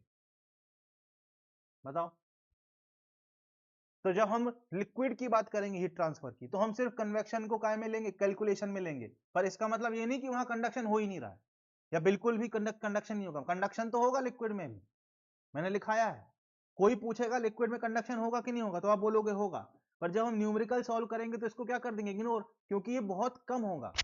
ऐसे ही रेडिएशन को भी इग्नोर कर देंगे क्योंकि ये भी बहुत कम होगा। रेडिएशन को हम कब काउंट में लेते हैं? जब टेम्परेचर हाई होता है, 500 degree, 600 degree, 700 degree, 1000 degree Celsius पे जब पहुंचता है टेम्परेचर, तब रेडिएशन को अकाउंट में लिया जाता है। अदरवाइज हम रेडिएशन को भी क्या कर देंगे? इग्नोर कर देंगे। बताओ ये समझ आया कि नहीं आया? और बिल्कुल और बिल्कुल सेम तरीके से हम किसकी बात करेंगे? गैसेस की। ठीक, गैसेस में भी क्या हो सकता है? कंडक्शन हो सकता है, कन्वेक्शन भी हो सकता है, और रेडिएशन भी हो सकता है। ठीक है, रेडिएशन को तो मीडियम ही नहीं चाहिए ना, तो वहां पे रेडिएशन भी हो रहा होगा। बट अगेन सेम तरीके से क्या होगा, यहां पे भी क्या होगा? कन्वेक्शन डोमिनेट करेगा। क्या करेगा? डोमिनेट करेगा। और कंडक्शन को और हम क्या कर देंगे? इग्नोर कर देंगे। ऐसा नहीं हो नहीं रहा है, हो रहा है, पर ये बहुत ही कम होगा। इसमें मान लो 0.25 जूल एनर्जी ही गई गैस के केस में, रेडिएशन से मान लो 0.5 जूल एनर्जी ही गई, तो इससे कितना जाएगा? 99.25 जूल एनर्जी जाएगा 100 में से। तो हम इन दोनों को क्या कर देंगे? इग्नोर कर देंगे। क्या ये बात आपको समझ आई? क्या ये बात आपको समझ आई? हाँ हाँ। तो अभी हम आज की क्लास में ही रॉड से जो हीट ट्रांसफर है उसको पढ़ेंगे कि रॉड से कैसे हीट ट्रांसफर हो रहा है। तो वहां से सिर्फ हम कंडक्शन को ही कैलकुलेट करेंगे, कंडक्शन का ही कैलकुलेशन करेंगे। ठीक है, पर इसका मतलब ये नहीं वहां रेडिएशन नहीं हो रहा है, हो रहा है, और बहुत कम हो रहा है। इतना कम हो रहा है कि उसको हम अकाउंट में ना भी लें तो हमारा एरर्स ज्यादा नहीं आएंगे, तो हम उसको इग्नोर कर देते हैं। बताओ यार, समझ आया नहीं आया? बताओ। Yes, sure. तो अब नहीं, हाँ रेडिएशन को हर केस में इग्नोर करेंगे, पर रेडिएशन को कब हम अकाउंट में लेंगे, जब टेम्परेचर ज्यादा हो जाएगा, है ना। अब मान लीजिए एक आयरन ब्लॉक रखा है जिसका टेम्परेचर मान लीजिए 700-800 डिग्री सेल्सियस है। अब आपको ये कैलकुलेट करना है उस आयरन ब्लॉक से कितनी हीट निकल रही है, तो वहां फिर आप कंडक्शन और रेडिएशन दोनों कंसीडर करोगे। समझ आ रहा है? हाँ, ठीक है, ठीक। तो अब हम स्टार्ट करते हैं अपना पहला टॉपिक, कंडक्शन।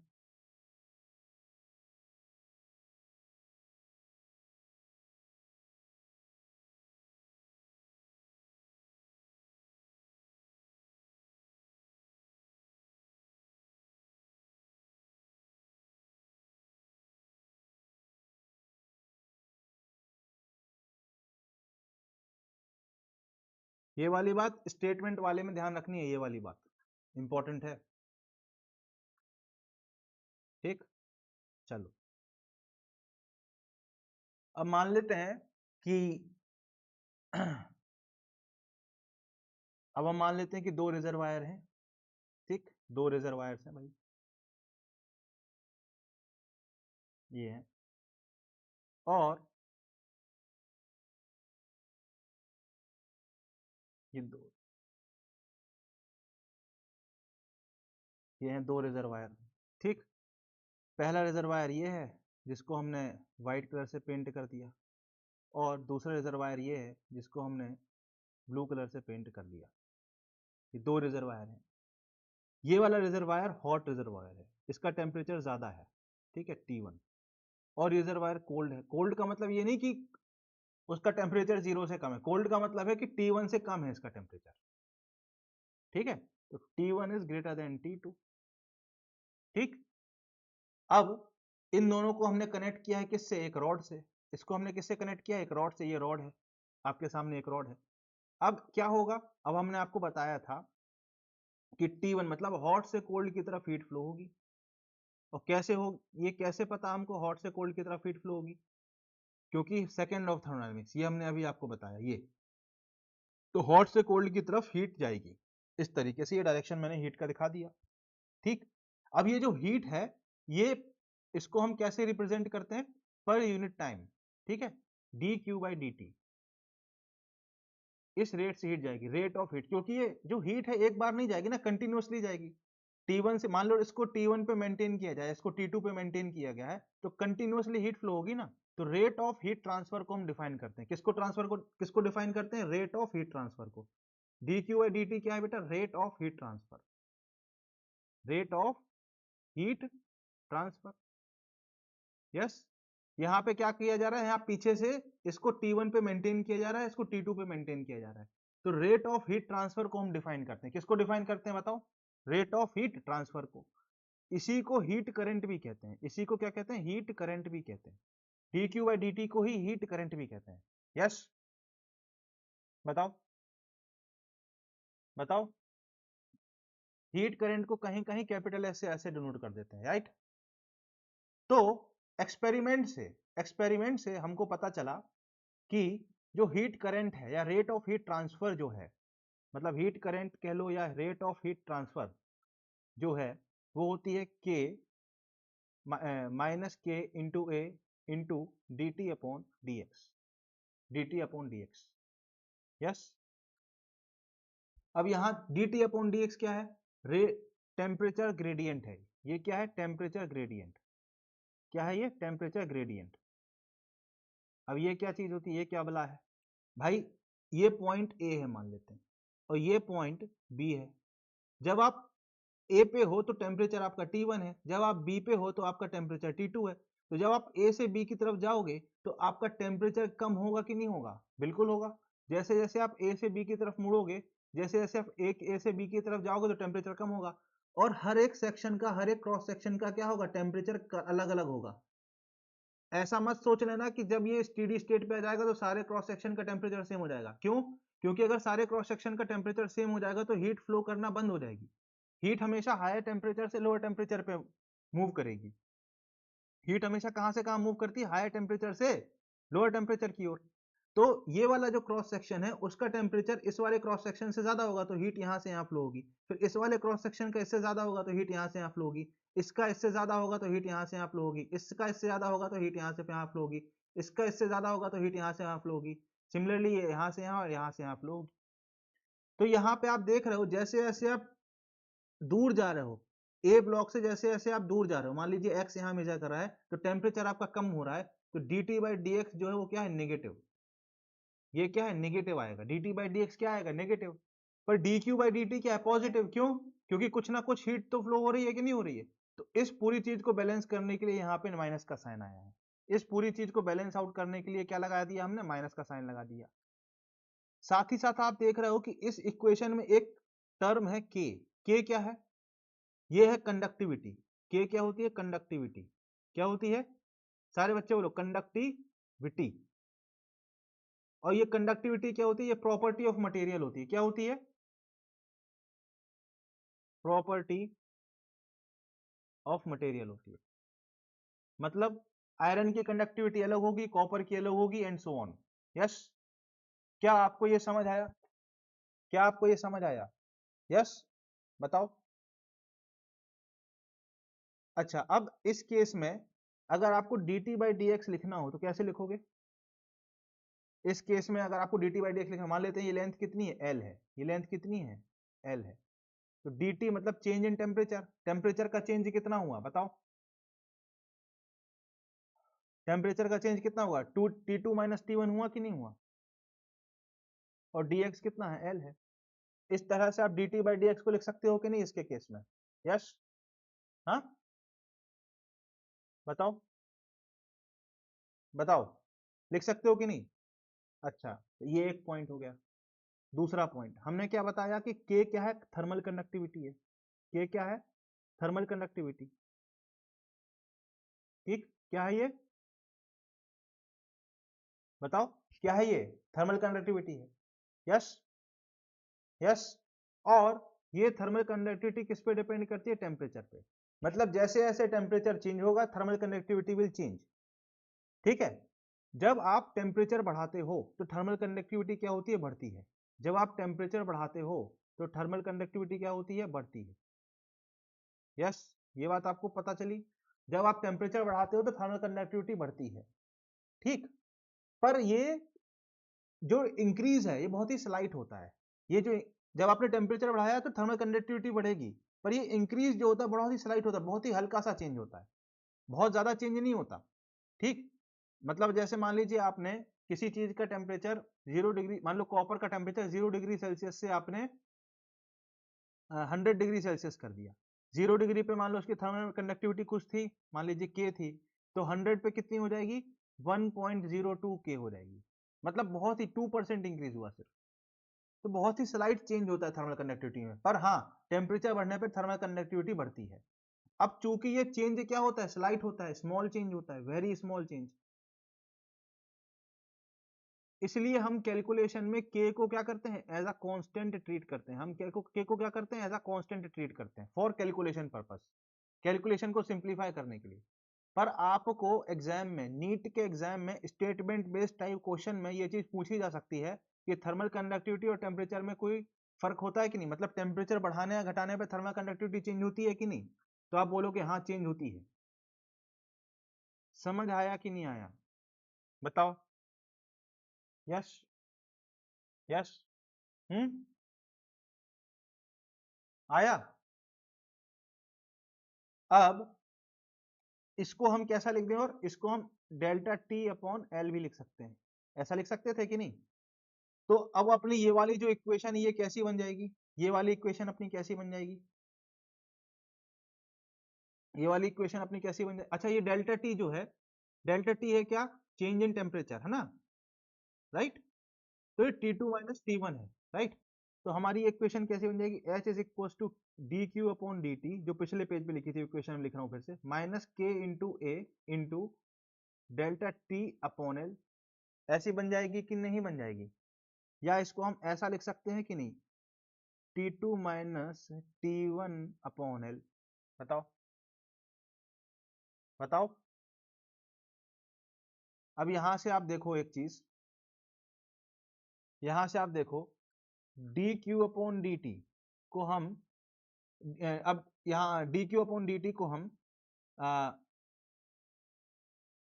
के into A T one minus T two upon L लिख सकते हैं कि नहीं?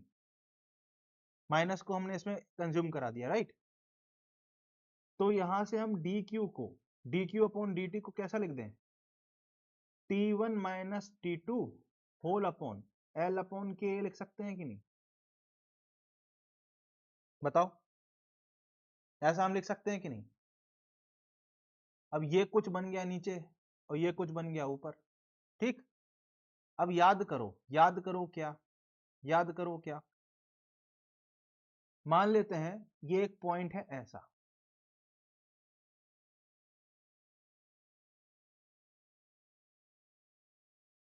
ये ऐसा पॉइंट है ए और बी, ठीक? ए और बी के बीच में एक रेजिस्टेंस आर ऐसे जुड़ा हुआ है, ठीक? और ए और बी के बीच में एक पोटेंशियल ए का पोटेंशियल है, ये ए है, ए का पोटेंशियल है वी ए और बी का पोटेंशियल है वी बी, और एक मिनट के लिए हम मान लेते हैं वी ए क्या है? ग्रेटर देन वी बी, ठीक? तो करंट कैसे फ्लो करेगा? हायर पोटेंशियल से लोअर पोटेंशियल फ्लो करेगा कि नहीं करेगा? करेगा, करंट ऐसा फ्लो करेगा। और ये करंट क्या होता है? Potential difference upon resistance, yes? ऐसा होता है कि नहीं होता है? होता है कि नहीं? क्या आपको ये इक्वेशन बिल्कुल सिमिलर नहीं दिख रही? ये आपको इक्वेशन ऐसी नहीं दिख रही कि ये आपका जो है, ये आपका जो है पोटेंशियल डिफरेंस हो गया और ये आपका रेजिस्टेंस के बराबर हो गया, सिमिलर हो गया। तो जो टेम्परेचर डिफरेंस है वो पोटेंशियल डिफरेंस हो गया और एल अपॉन के क्या हो गया? रेजिस्टेंस हो गया। टेम्परेचर डिफरेंस क्या हो गया? पोटेंशियल डिफरेंस हो गया और एल अपॉन के क्या हो गया? रेजिस्टेंस हो गया। अब रेजिस्टेंस को भी अगर आप देखोगे तो एल क्या है? एल और ए क्या है? डायमेंशंस है। और के क्या है? मटेरियल की प्रॉपर्टी है। बताओ, तो जो आर है जो कि थर्मल रेजिस्टेंस, इसको क्या कहते हैं? Thermal resistance. इसको क्या कहते हैं? Thermal resistance. ये किस किस पे डिपेंड करता है? मटेरियल की प्रॉपर्टी पे और डायमेंशंस पे। थर्मल रेजिस्टेंस किस किस पे डिपेंड करता है? आपको क्लियरली दिख रहा है कि नहीं? मटेरियल की प्रॉपर्टी पे एंड डायमेंशंस पे। बताओ यार, क्या आपको ये समझ आया इतना?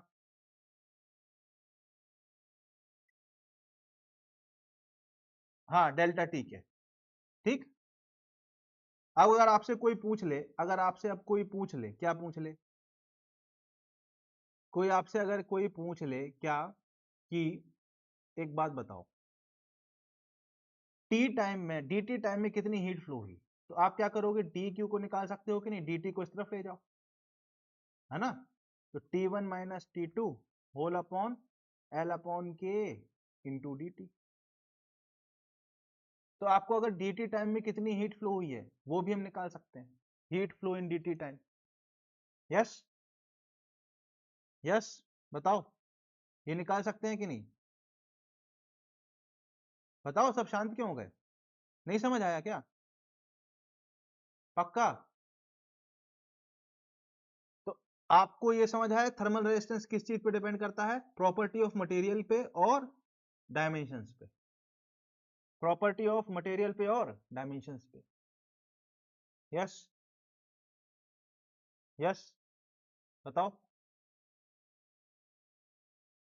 अब एक बात आपको ध्यान रखनी है और समझनी है, क्या? जब मान लेते हैं यहाँ पे ये एक रॉड है जिसका एक एंड टेम्परेचर T1 पे, दूसरा टेम्परेचर T2 पे, T1 ग्रेटर देन T2 है, क्या होगा? भैया T1 से T2 की तरफ हीट फ्लो होगी, T1 से T2 की तरफ क्या होगी? हीट फ्लो होगी। यस। अब इस रॉड पे, अब इस रॉड पे अगर हम दो सेक्शंस ले लें, एक सेक्शन ये ले लो, एक सेक्शन ये ले लो, इस सेक्शन को हम बोल देते हैं स्मॉल ए, इसका नाम स्मॉल ए दे देते हैं, इसका स्मॉल बी दे देते हैं, ठीक? ठीक। अब मान लेते हैं ये थर्मली इंसुलेटेड है, यहां से एनर्जी नहीं निकल, हीट लॉस साइड से नहीं हो सकता, मतलब जो भी हीट होगी उसको सीधे सीधे ही फ्लो करना पड़ेगा, जो भी हीट होगी और उसको क्या करना पड़ेगा? सीधे सीधे ही फ्लो करना पड़ेगा। तो यहां से जब इनिशियल केस में जब यहाँ पे हमने पहले तो रॉड के दोनों एंड पे कोई टेम्परेचर डिफरेंस नहीं था, फिर हमने क्या कर दिया, एक तरफ हमने कोई यहाँ पे सिगड़ी लगा दी ऐसे, जिससे टेम्परेचर डिफरेंस क्रिएट हो जाए। तो क्या होगा, हीट फ्लो होनी शुरू हो जाएगी। हीट जब फ्लो होनी शुरू हो जाएगी तो कुछ एक पार्ट ऑफ हीट क्या होगा, इस रॉड में एब्जॉर्ब हो जाएगा, इस रॉड का टेम्परेचर बढ़ाने के लिए। कुछ एक पार्ट ऑफ हीट क्या हो जाएगा, इस रॉड में एब्जॉर्ब हो जाएगा, इस रॉड का टेम्परेचर बढ़ाने के लिए। इनिशियली क्या था, इनिशियली यहाँ पे और यहाँ पे कोई कुछ भी नहीं था, टेम्परेचर डिफरेंस नहीं था इनिशियली। ठीक है, सिंपली एक रॉड थी जो आपके घर में रखी थी। फिर आपने क्या किया, आपने रॉड की एक तरफ एक अंगीठी लगा दी, एक अंगीठी लगा दिया, गैस लगा दिया, मतलब यहाँ का टेम्परेचर T1 कर दिया, और दूसरा रॉड को फ्री छोड़ दिया। लेट सपोज दूसरे रॉड को फ्री छोड़ दिया, दूसरे रॉड का टेम्परेचर T2 है, मान लो कांस्टेंट है, ये भी कांस्टेंट है। क्या होगा, इनिशियली इस रॉड का टेम्परेचर सेम था, एटमॉस्फेयर के बराबर था। ठीक, अब आपने एक तरफ अंगीठी लगा दी तो क्या होगा, यहां से हीट फ्लो होनी शुरू हो जाएगी, यहां से क्या हो जाएगी, हीट फ्लो होनी शुरू हो जाएगी। जब ये हीट फ्लो होगी तो एक पार्ट ऑफ हीट क्या होगा, इस रॉड में एब्जॉर्ब होगा, और वो पार्ट ऑफ हीट हर एक पॉइंट का टेम्परेचर बढ़ाएगा। हर एक पॉइंट का टेम्परेचर ऐसे रॉड में बढ़ाता हुआ चला जाएगा, हर एक पॉइंट का टेम्परेचर रॉड में बढ़ाता हुआ चला जाएगा। और एक समय ऐसा आएगा थोड़ी देर बाद कि ये हर एक पॉइंट का टेम्परेचर कांस्टेंट हो जाएगा। हर एक पॉइंट का टेम्परेचर क्या हो जाएगा, कांस्टेंट हो जाएगा। उसको क्या कहते हैं, स्टेडी स्टेट। क्या कहते हैं उसको, स्टेडी स्टेट। स्टेडी स्टेट क्या होती है, वो स्टेट होती है, वो समय होता है, वो कंडीशन होती है जहां पे रॉड के हर एक पॉइंट का टेम्परेचर क्या हो जाए, कांस्टेंट हो जाए। तो यहाँ पे टेम्परेचर TA हो जाएगा, यहाँ पे टेम्परेचर TB हो जाएगा स्टेडी स्टेट में। और हमको पता है TA की वैल्यू क्या होगी, TB से ज्यादा होगी, और ये क्या हो जाएगी, कांस्टेंट हो जाएगी। यस, यस, ये बात आपको समझ आई कि नहीं आई? हाँ, जितनी भी कैलकुलेशन हम करेंगे इस चैप्टर में, ठीक है, ये फोर्थ या फिफ्थ जितना भी जोन सा भी पॉइंट हो, जितनी भी कैलकुलेशन हम इस चैप्टर में करेंगे वो कहाँ पे करेंगे, स्टेडी स्टेट में ही करेंगे। हमारे सिलेबस में क्या है, स्टेडी स्टेट ही है। ठीक है, मतलब हम पूरे चैप्टर में जहां भी हम बात करेंगे वहां स्टेडी स्टेट पे ही बात करेंगे, मान के चलेंगे कि स्टेडी स्टेट आ चुकी है। यस, बताओ। हाँ, बोलो।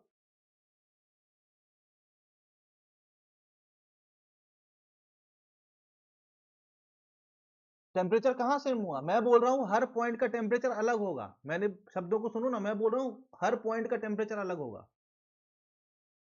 हर पॉइंट का टेम्परेचर अलग होगा।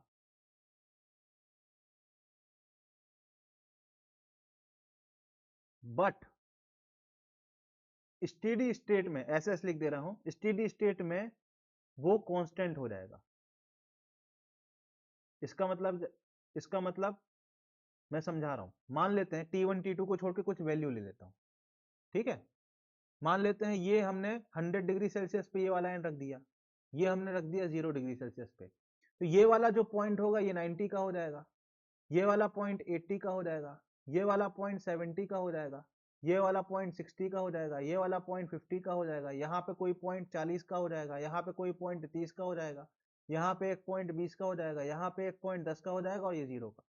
तो आप देख रहे हो जैसे जैसे हम रॉड की तरफ जा रहे हैं, रॉड में आगे की तरफ जा रहे हैं, हर पॉइंट का टेम्परेचर अलग है, पर ये कांस्टेंट है, ये समय के साथ बदल नहीं रहा है, ये 90 ही रहेगा। मतलब अगर मैं अभी ये देखूंगा तो 90 है, और 5 मिनट बाद आके दोबारा देखूंगा तो भी ये 90 मिलेगा।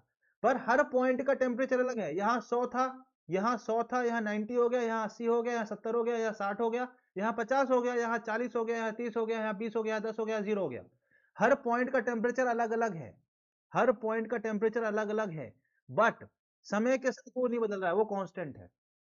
क्या समझ आया? हर पॉइंट का टेम्परेचर अलग होगा, बट समय, स्टेडी स्टेट में समय के साथ वो कांस्टेंट होगा। मतलब T इक्वल टू 0 पे जब आपने यहाँ पे अंगीठी लगाई थी, उस समय पे क्या था, इस पूरी रॉड का टेम्परेचर सेम था। थोड़ी देर बाद स्टेडी स्टेट अचीव हो गई, थोड़ी देर बाद, थोड़ा समय लगा उसको, 2-3 मिनट 4 मिनट समय लगा, पर जब स्टेडी स्टेट अचीव हो गई तो हर पॉइंट का टेम्परेचर कांस्टेंट हो गया, और वो नहीं, हर पॉइंट का टेम्परेचर अलग अलग हो गया, इसका 90, इसका 80, इसका 70, इसका 60, पर वो कांस्टेंट हो गया। क्या समझ आया? यस, क्या समझ आया, बताओ सारे बच्चों को।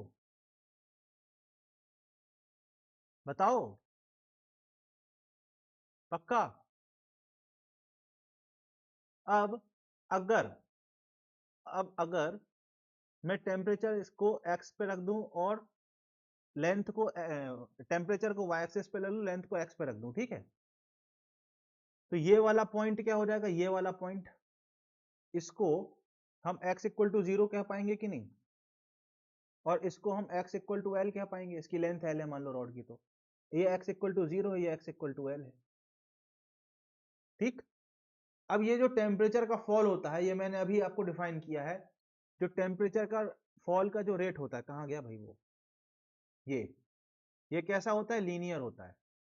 dt अपॉन dx कैसा होता है, लीनियरली फॉल होता है। तो ग्राफ कैसा बनेगा, x इक्वल टू 0 पे कितना था, 100 डिग्री सेल्सियस था, और x इक्वल टू एल पे, x इक्वल टू एल पे मतलब यहां पे x इक्वल टू एल पे कितना हो गया, 0 डिग्री सेल्सियस पे आ गया ये, ठीक? तो ये जो टेम्परेचर का फॉल है बेटा, ये लीनियर हुआ कि नहीं हुआ, 100 से 0 पर आ गया, ऐसा ग्राफ ऐसा दिखेगा कि नहीं दिखेगा? टी और एक्स का ग्राफ आपको ऐसा दिखेगा कि नहीं दिखेगा, बताओ? हम्म, क्या आपको समझ आ रहा है ये बात कि टी एक्स का ग्राफ, टेम्परेचर और एक्स का ग्राफ, मैं इसको फिर से बना दे रहा हूं,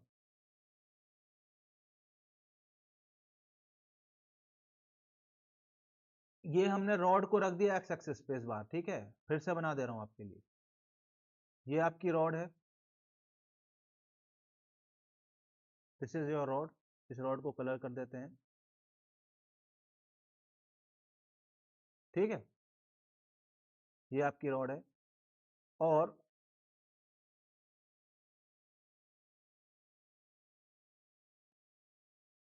इस वाले एंड पे टेम्परेचर है T1, और इस वाले एंड पे है टेम्परेचर T2, तो T1 और T2 को भी बना देते हैं ऐसा,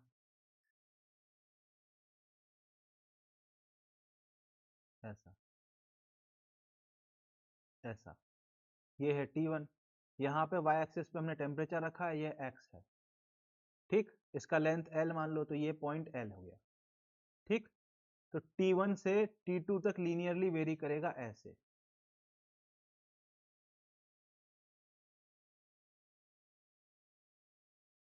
क्या ये आपको समझ आ रहा है, ये ग्राफ ऐसा बनेगा, बताओ? यही मैं समझाना चाह रहा हूं कि Tx ग्राफ लीनियर होगा, लीनियरली नेगेटिव स्लोप वाला होगा, इसका स्लोप कैसा है, नेगेटिव, बताओ? हम्म, क्या आपको ये समझ में आया?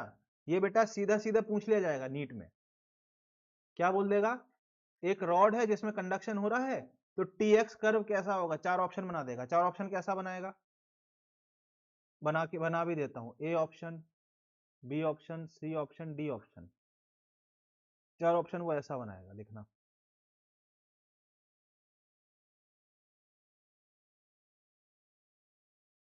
ठीक? पहला ऑप्शन वो बना देगा ऐसा, पहला वो ऑप्शन बना देगा ऐसा, ठीक?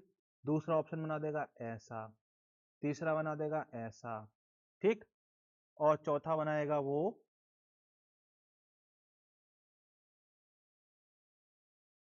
ऐसा, बताओ कौन सा सही होगा? अगर कंडक्शन हो रहा है एक रॉड में, तो टेम्परेचर वर्सेस एक्स ग्राफ कैसा होना चाहिए, ऐसा होना चाहिए कि नहीं होना चाहिए? क्या समझ आई ये बात? ये क्वेश्चन ऐसा नीट में आ सकता है बेटा, सीधा सीधा ग्राफ पूछ लेगा कि एक एक रॉड है जिसकी लेंथ एल है, जिसके दोनों एंड पे टेम्परेचर T1 T2 है, तो Tx कर्व कैसा होगा, बताओ? यश, बताओ? हम्म,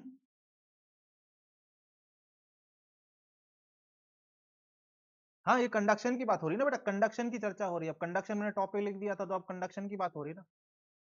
हाँ, ये कंडक्शन के लिए ग्राफ है ना भाई, मैंने मेरे शब्द सुना करो, मैंने क्या बोला, एक रॉड है जिसमें कंडक्शन हो रहा है, तो कंडक्शन के लिए बनाया ना ये कर्व, बताओ? हम्म, समझ आया कि नहीं आया? हम्म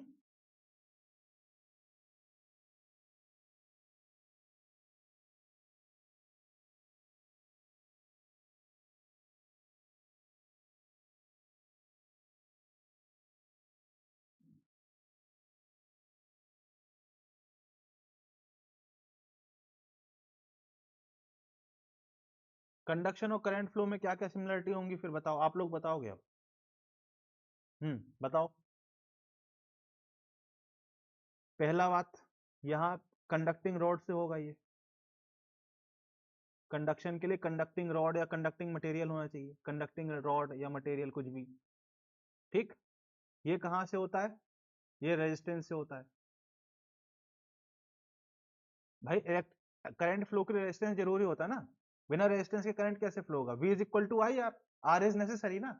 वैसे यहाँ पे कंडक्शन के लिए कंडक्टिंग रॉड होनी चाहिए।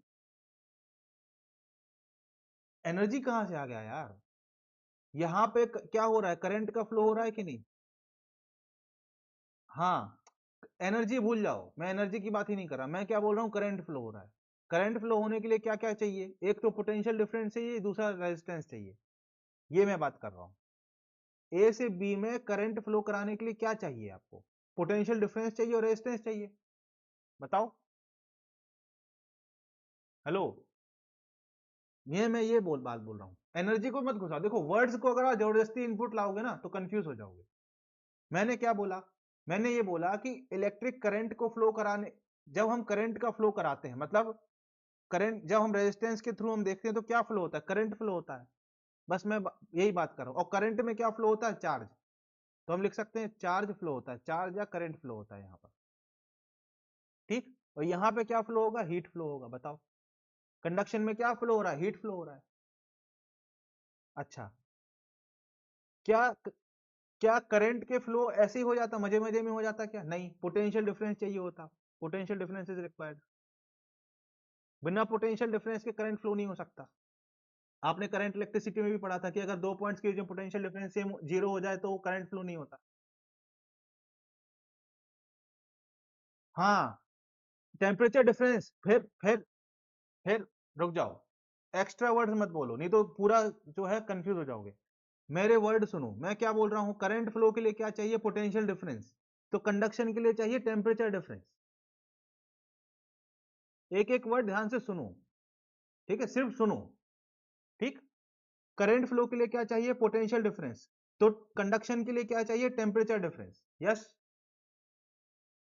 यहां पे हम, हाँ, यहां पे हम इलेक्ट्रिक करंट को डिफाइन कैसे करते हैं? D Q by D T से। यस। यहां पे क्यू क्या था? क्यू था चार्ज। यहां पे हम थर्मल करंट को कैसे डिफाइन करेंगे? D Q by D T से। यहां पे क्यू क्या है? हीट।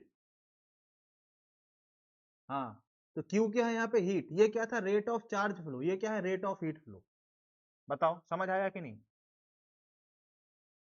नेक्स्ट, अगला पॉइंट। अगला पॉइंट, यहां पे करंट को कैसे हम फ्लो डिफाइन करते थे? डेल्टा वी अपॉन आर से। यहां पे थर्मल करंट को भी सिमिलर फॉर्म में delta T upon R thermal से डिफाइन करोगे कि नहीं करोगे? बताओ।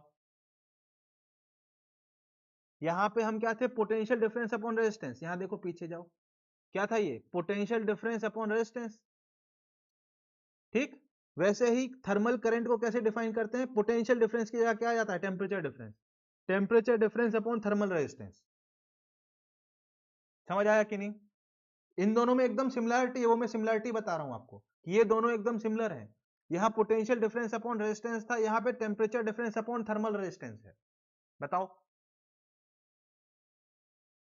यहाँ पे इलेक्ट्रिकल रेजिस्टेंस कैसे हम डिफाइन करते थे? बताओ कैसे करते थे? रो एल अपॉन ए से करते थे कि नहीं करते थे? यहाँ पे आर जो है प्रॉपर्टी ऑफ मटेरियल और उसके डायमेंशन पे डिपेंड करता था कि नहीं करता था? इसको हम एल अपॉन सिग्मा भी लिख सकते हैं, 1 upon rho equal to sigma होता था ना। वैसे ही थर्मल रेजिस्टेंस कैसे डिफाइन किया हमने? एल अपॉन के से डिफाइन किया कि नहीं किया? यहां पे भी thermal resistance property of material और डायमेंशन पे डिपेंड कर रहा है कि नहीं कर रहा है? बताओ। यहाँ पे सिग्मा की वैल्यू क्या थी? इलेक्ट्रिकल कंडक्टिविटी थी कि नहीं? अरे कंडक्टिव VITY, ये थर्मल, और यहाँ पे K क्या है? Thermal conductivity. दोनों कंडक्टिविटी हैं, दोनों कंडक्टिविटी हैं, बट ये थर्मल कंडक्टिविटी है, ये इलेक्ट्रिकल है, ये इलेक्ट्रिकल है, थर्मल है। कंडक्टिविटी का क्या मतलब है? अगर सिग्मा का वैल्यू ज्यादा है मतलब उसकी कंडक्ट करने की कैपेसिटी ज्यादा है। ऐसे यहाँ पे अगर K की वैल्यू ज्यादा होगी, K की वैल्यू अगर ज्यादा होगी तो इसका मतलब है कि कंडक्ट करने की कैपेसिटी ज्यादा होगी। अगर K की वैल्यू ज्यादा हो जाएगी, अगर K की वैल्यू ज्यादा होगी तो रेजिस्टेंस कम होगा, और रेजिस्टेंस कम होगा मतलब dq अपॉन dt क्या हो जाएगा? ज्यादा हो जाएगा। ऐसे ही यहाँ पे था, अगर सिग्मा की वैल्यू ज्यादा होगी मतलब उसकी कंडक्ट करने की कैपेसिटी ज्यादा होगी तो उसका भी रेजिस्टेंस क्या हो जाएगा? कम हो जाएगा, तो करंट क्या हो जाएगा? ज्यादा हो जाएगा। बताओ समझ आया कि नहीं आया? बताओ। यस, यस, हाँ। तो कंडक्शन जो होता है, कंडक्शन और करंट फ्लो में एकदम सिमिलरिटीज होती हैं। कंडक्शन और करंट फ्लो में सिमिलरिटीज होती हैं। क्या होती हैं? बताओ क्या होती हैं? सिमिलरिटीज होती हैं। यस, समझ आया कि नहीं? बताओ। अच्छा, अब बताओ। अब हम थर्मल रेजिस्टेंस की बात करेंगे। किसकी बात करेंगे? थर्मल रेजिस्टेंस की।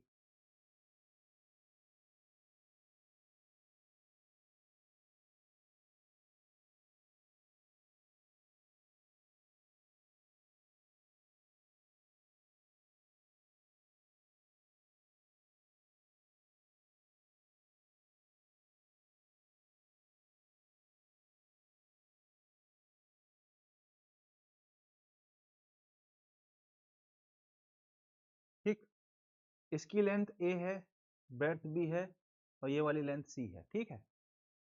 अब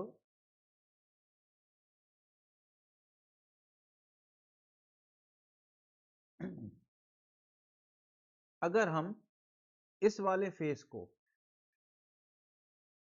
टेम्परेचर T1 दे दें और इस वाले फेस को टेम्परेचर T2 दे दें, ठीक, तो इस सिस्टम में, और बाकी सरफेसेस क्या है? इंसुलेटेड है। बाकी सरफेसेस ऑटोमेटिकली मान लोगे insulated, other surfaces insulated.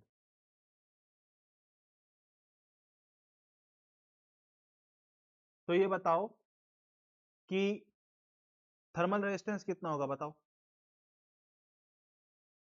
Thermal resistance कितना होगा? बताओ सारे बच्चे, बताओ थर्मल रेजिस्टेंस कितना होगा? करंट ऐसा फ्लो होगा कि नहीं होगा? हीट करंट ऐसा फ्लो होगा कि नहीं होगा? बताओ, ये हीट करंट ऐसा फ्लो होगा कि नहीं होगा?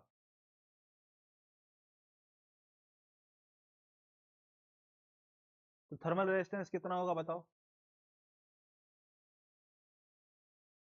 हाँ, इसकी कंडक्टिविटी के है, ठीक है। तो थर्मल रेजिस्टेंस क्या होता? हाँ, एल अपॉन के। अब लेंथ ऑफ कंडक्टर क्या है इस बार? सी, ये लेंथ ऑफ कंडक्टर है। और एरिया ऑफ, हाँ, एरिया ऑफ फ्लो कितना है? A B. क्या ये आप समझे कि नहीं? बताओ सारे बच्चे, ये समझ आया? बताओ। हाँ,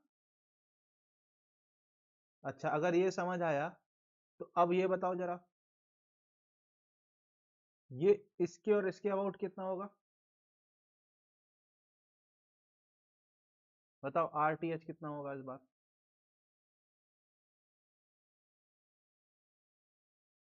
इस बार हीट कैसे फ्लो होगी? ऐसे।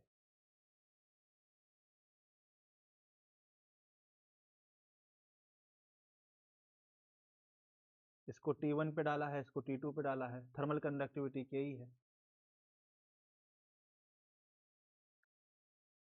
इस बार लेंथ क्या है? B है, B के अलोंग लेंथ है, तो थर्मल कंडक्ट रेजिस्टेंस क्या होता है? L अपॉन के होता है। इस बार लेंथ क्या हो जाएगी? B upon K into AC। ये समझ आया कि नहीं आया? पक्का आ गया है तो अब ये भी बता दो, फिर बता ही दो।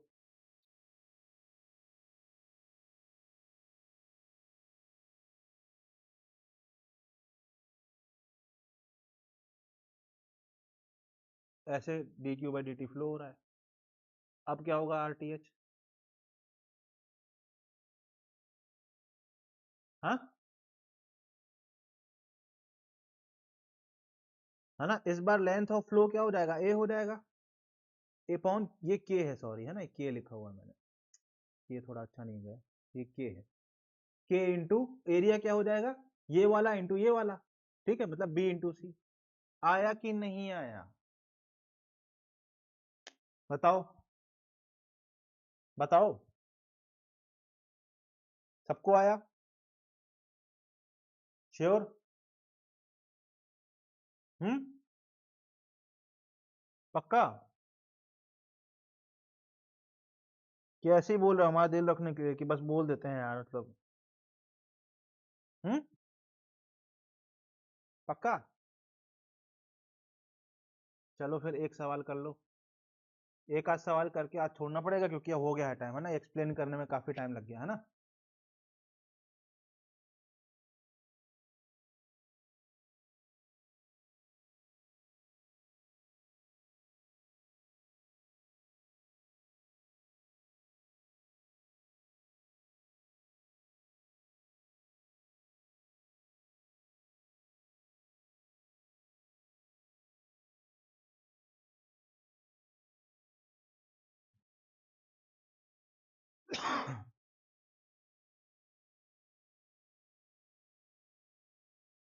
ये 1 सेंटीमीटर की रॉड है, ठीक। ये 2 सेंटीमीटर की रॉड है, ठीक। इसकी कंडक्टिविटी के है, इसकी कंडक्टिविटी 3 के है, ठीक। ये वाला एंड 0 डिग्री सेल्सियस पे है, और ये वाला एंड 100 डिग्री सेल्सियस पे है, ठीक।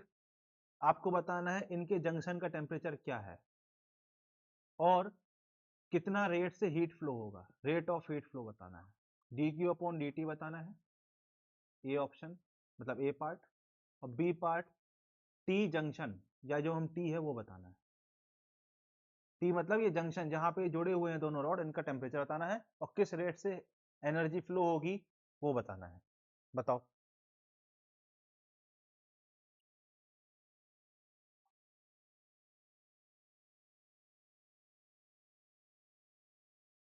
पक्का समझ आया अभी तक जो हमने बताया?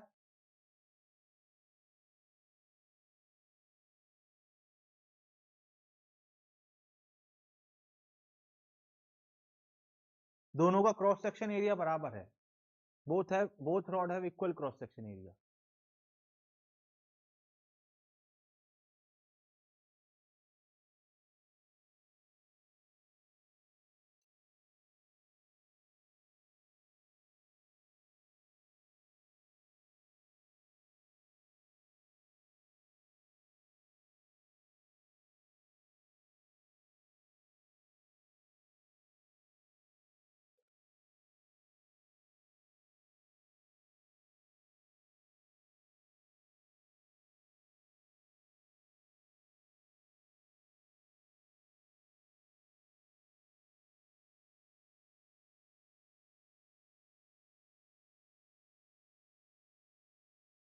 कर रहे हो कि नहीं आप लोग?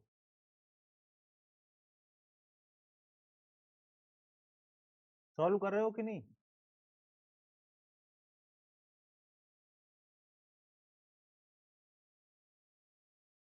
यस।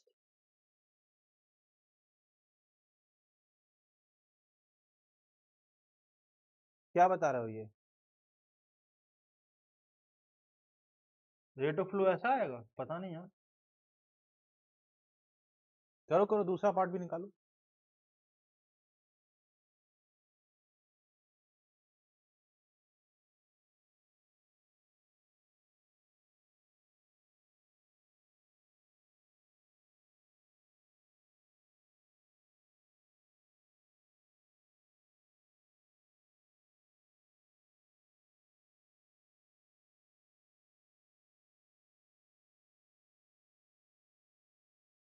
हाँ ठीक है, इतना ही शायद इतना ही आएगा, पता नहीं, अभी करते हैं कैलकुलेट। सेकंड पार्ट भी करो।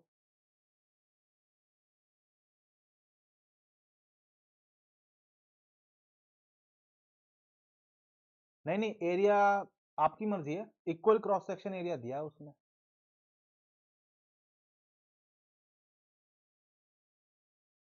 हाँ तो उसको आप ए से रिप्रेजेंट कर दो आंसर में, कैपिटल ए से।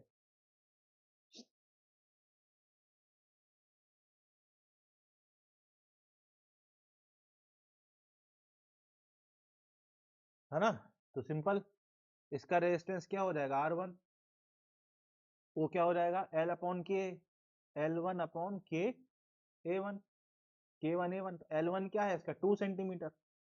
ठीक है, तो इसको हम 2 ही लिख दे रहे हैं, अभी सेंटीमीटर में लिखते हैं। ठीक है, K1 को हम क्या लिखेंगे, 3K, और A1 को हम लिख देते हैं A। ठीक, और इसका रेजिस्टेंस कितना हो जाएगा, R2, वो हो जाएगा L2 upon K2 A2। L2 क्या है, 1 upon K into A। Yes, ठीक, L और A को हमने सेंटीमीटर में ही रख दिया, सेंटीमीटर सेंटीमीटर स्क्वायर में। ठीक, तो R इक्विवेलेंट कितना हो जाएगा, R इक्विवेलेंट कितना हो जाएगा, ये दोनों सीरीज में है तो दोनों सिंपल ऐड हो जाएंगे कि नहीं हो जाएंगे, बताओ बताओ, सिंपली ऐड हो जाएंगे कि नहीं हो जाएंगे। हम्म, क्या यही आया आपका आंसर, R इक्विवेलेंट यही आया, बताओ।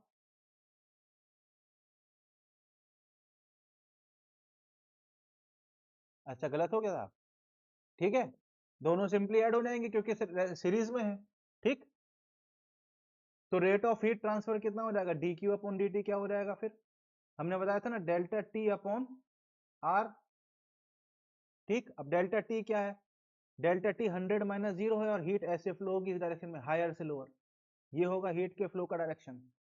तो डेल्टा टी कितना हो जाएगा, 100 - 0 अपॉन आर थर्मल, ये कितना दिया हुआ, ये कितना आ गया, 5/3 एल अपॉन के, एल सॉरी नहीं, 5/3 इंटू 1/k, ये कितना हो जाएगा, 300/5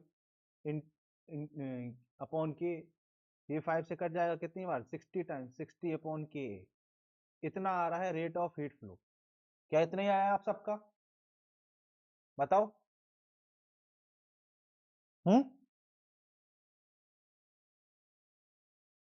गलत हो गया था, ये सही है कैलकुलेशन। अब एक बात बताओ, ये D Q by D T जितना यहां से निकला 100 से, जितना इस जंक्शन तक पहुंचा, उतना ही तो इस जंक्शन से 0 पे जाएगा कि नहीं जाएगा, जितनी हीट आई उतनी हीट चली जाएगी, जितना करंट आया उतना करंट चला जाएगा, जंक्शन लॉ। तो, तो जंक्शन लॉ से हमको पता है, क्या पता है, कि D Q upon D T कहां पर, ये इस वाले ग्रीन वाले उसमें, इज इक्वल टू 60/के ही होना चाहिए, बताओ। जितनी हीट आई इस जंक्शन में उतना हीट तो आगे चला जाएगा, कहीं और कोई लॉस ही नहीं हो रहा। अब इस वाले पार्ट के लिए D Q upon D T कैसे लिखोगे, इसका टेम्परेचर डिफरेंस कितना हो जाएगा, T - 0 होल अपॉन, इस वाले पार्ट का रेजिस्टेंस कितना है, 1/k is equal to 60/k। Yes, बताओ, यहाँ पे सॉरी है ना, एक मिनट, ये के ऊपर चला जाएगा ना न्यूमरेटर में, 60k हो जाएगा ना, ये 1/k था ना, के ऊपर चला जाएगा ना। ठीक है, तो ये 60/k नहीं आएगा, ये 60 × k आएगा। ये आपको समझ आया कि नहीं, बताओ। अरे भाई, हमने क्या किया, जितनी हीट यहाँ आई उतनी हीट यहाँ से जाएगी, तो ये हीट आई कितनी, 60 हीट आई थी, ये हमको पता है, हमने कैलकुलेट कर लिया अभी। 60 हीट यहाँ से आई, यहाँ से यहाँ 60 रेट ऑफ हीट आई, उतना ही तो यहाँ आगे जाना चाहिए, तो आगे कितनी हीट जाएगी, T - 0 अपॉन यहाँ का रेजिस्टेंस। तो ये इक्वेशन क्या बन जाएगी, यहाँ पर देखो इक्वेशन क्या बन जाएगी, T × K is equal to 60K, K से K कैंसिल, तो T हमको मिल गया 60 डिग्री। बताओ, मेरा तो 60 आ रहा है यार, 200/3 तो नहीं आ रहा, मेरा तो ये टेम्परेचर 60 आ रहा है। कैलकुलेशन में कोई गलती की है क्या मैंने, बताओ। हाँ, क्या 3K तो लिखा हुआ है ना बेटा। यस, बताओ। हाँ, ये समझ आया कि नहीं आया, बताओ। हाँ, आया। हाँ, एक और क्वेश्चन कर लो फिर, ये आखिरी क्वेश्चन है ना, फिर इसके बाद हम नेक्स्ट क्लास में करेंगे। This is the last question of today.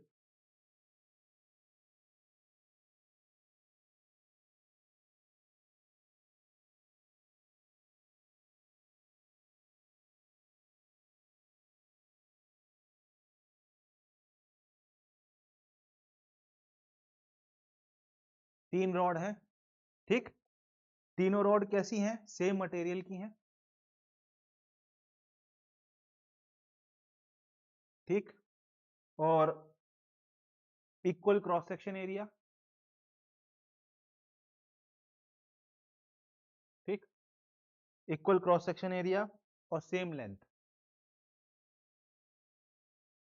Same length, ठीक। ये चीज क्वेश्चन में दी हुई है, ठीक। और ये बोला गया है कि ये वाला जो एंड है ये 90 डिग्री सेल्सियस पे है, ये 90 डिग्री सेल्सियस पे है, ये 0 डिग्री सेल्सियस पे है, ठीक। आपको बताना है ये जो जंक्शन है यहाँ टेम्परेचर टी कितना है, बताओ। टेम्परेचर टी कितना है, नंबर 1, पहला चीज आपको बताना है टेम्परेचर टी कितना है।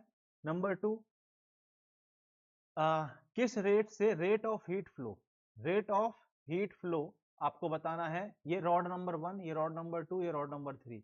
रेट ऑफ हीट फ्लो आपको बताना है रॉड नंबर 1 में, और रेट ऑफ हीट फ्लो आपको बताना है रॉड नंबर 3 में। मतलब इस रॉड में किस रेट से हीट फ्लो हो रही है ये भी बताना है, और 3 वाले में किस रेट से फ्लो हो रही है ये भी बताना है, और ये टेम्परेचर कितना है ये भी बताना है। इतनी चीजें आपको बतानी है, बस करो भाई।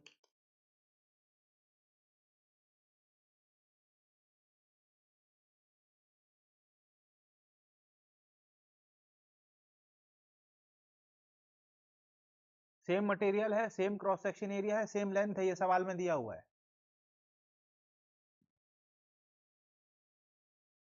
सेम मटेरियल मतलब तीनों की कंडक्टिविटी बराबर होगी।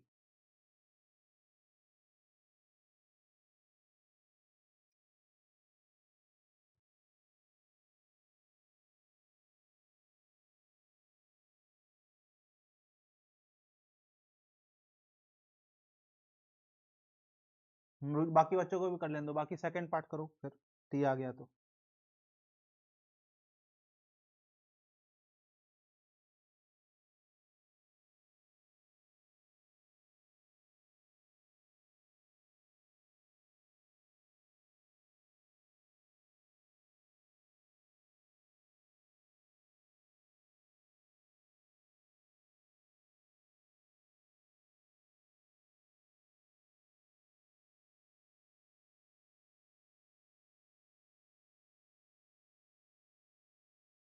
कर लेने दो बाकी बच्चों को भी ना, 1 सेकंड का, 1 मिनट का टाइम दे दो।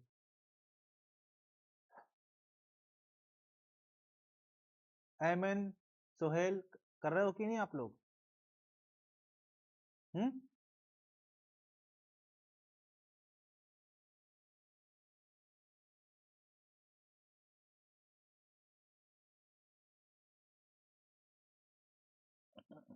है ना, आसान है।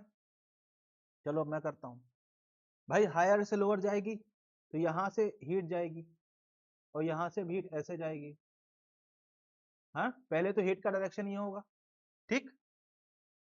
हाँ, अब यहाँ पे कितनी हीट होगी, इस वाले का रेजिस्टेंस कितना हो जाएगा, इस वाले रॉड का रेजिस्टेंस कितना हो जाएगा, हो जाएगा L/K। इसका रेजिस्टेंस भी L/K हो जाएगा, है ना, और इसका रेजिस्टेंस भी L/K हो जाएगा, ठीक।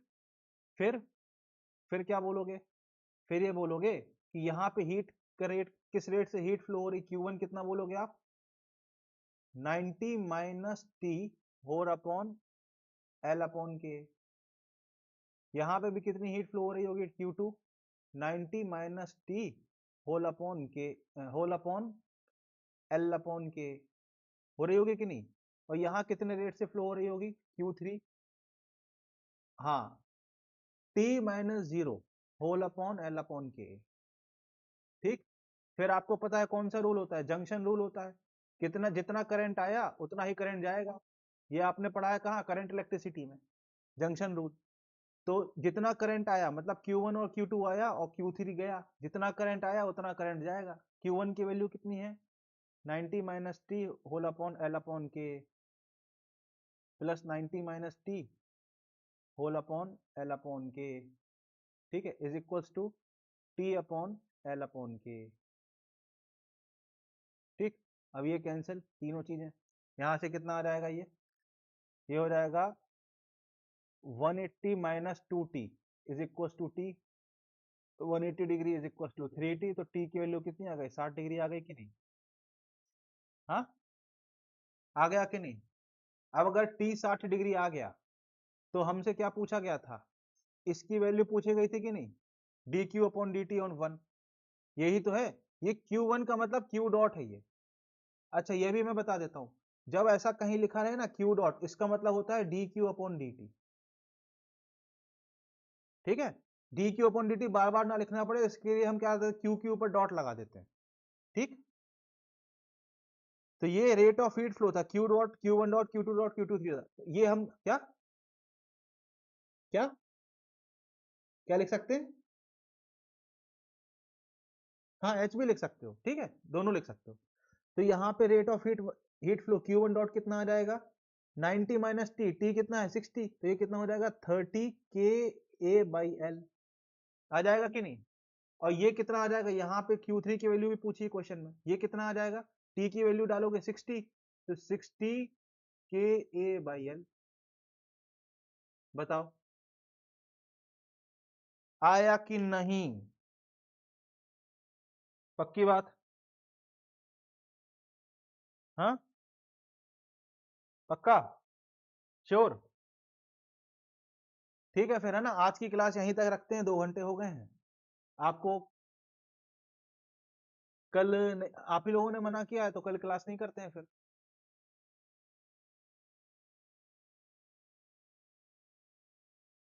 कंप्लीट बेटा, देखो इसके बाद ना रेडिएशन भी है, फिर इस पे भी हम कुछ क्वेश्चन और कराएंगे, फिर रेडिएशन पे आएंगे, फिर कन्वेक्शन पे आएंगे, फिर रेडिएशन पे आएंगे। तो अभी ये चैप्टर है।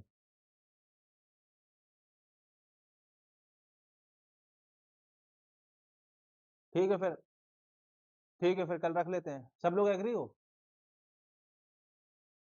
हाँ पक्का। ठीक है फिर रख लेते हैं। ठीक। हाँ टाइमिंग तो सेम ही रहेगा ना बेटा, मेरे को तो ऑफिस भी जाना है कल। ठीक है, तो कंडक्शन समझ आया, पक्का। हम्म। या फिर एक काम करो, फ्राइडे को रख लो। उसका रीजन ये है ना बच्चों, आपके ऊपर भी ना लोड ज्यादा बढ़ जाएगा फिर। तो इस लालच में मत रहो, क्योंकि यार अपन को पढ़ना तो है ना, तो फ्राइडे को रख लो। ऐसा ना हो कि एकदम से लोड बढ़ जाए, फिर आपको ना वो क्या होता है ना, वो क्या कहते हैं इसको, अ,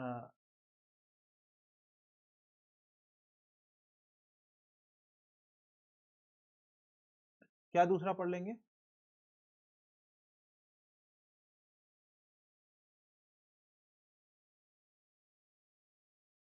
ठीक है फिर, है ना, वो आप लोग का बर्नआउट ना हो इसलिए मैं बोल रहा था, और कोई रीजन नहीं है। क्योंकि फिर क्या होगा ना, फिर डेली डेली, मेरे को कोई दिक्कत नहीं, मैं तो ले ही रहा था, पर आपका फिर बर्नआउट फील ना हो आपको कि अरे यार यहाँ भी करना पड़ रहा है ना, फिर ये भी रिवाइज करना है, फिर आपका जो, क्या चीज,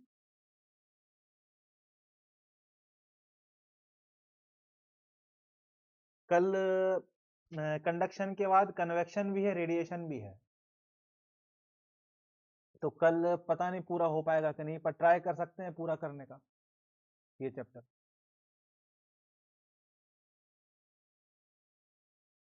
ठीक है फिर, है ना, कल कर लेते हैं फिर, है ना। फिर भले 3-4 दिन का इकट्ठा ब्रेक दे देंगे, ऐसा कर लेंगे, ठीक है। ऐसा कर लेंगे कि ये टॉपिक भले कल कंप्लीट ना होगा तो परसों भी रख लेंगे, फिर 4 दिन सीधा ब्रेक दे देंगे, फिर सीधा सैटरडे को मिलेंगे, फ्राइडे को भी नहीं मिलेंगे, ठीक है।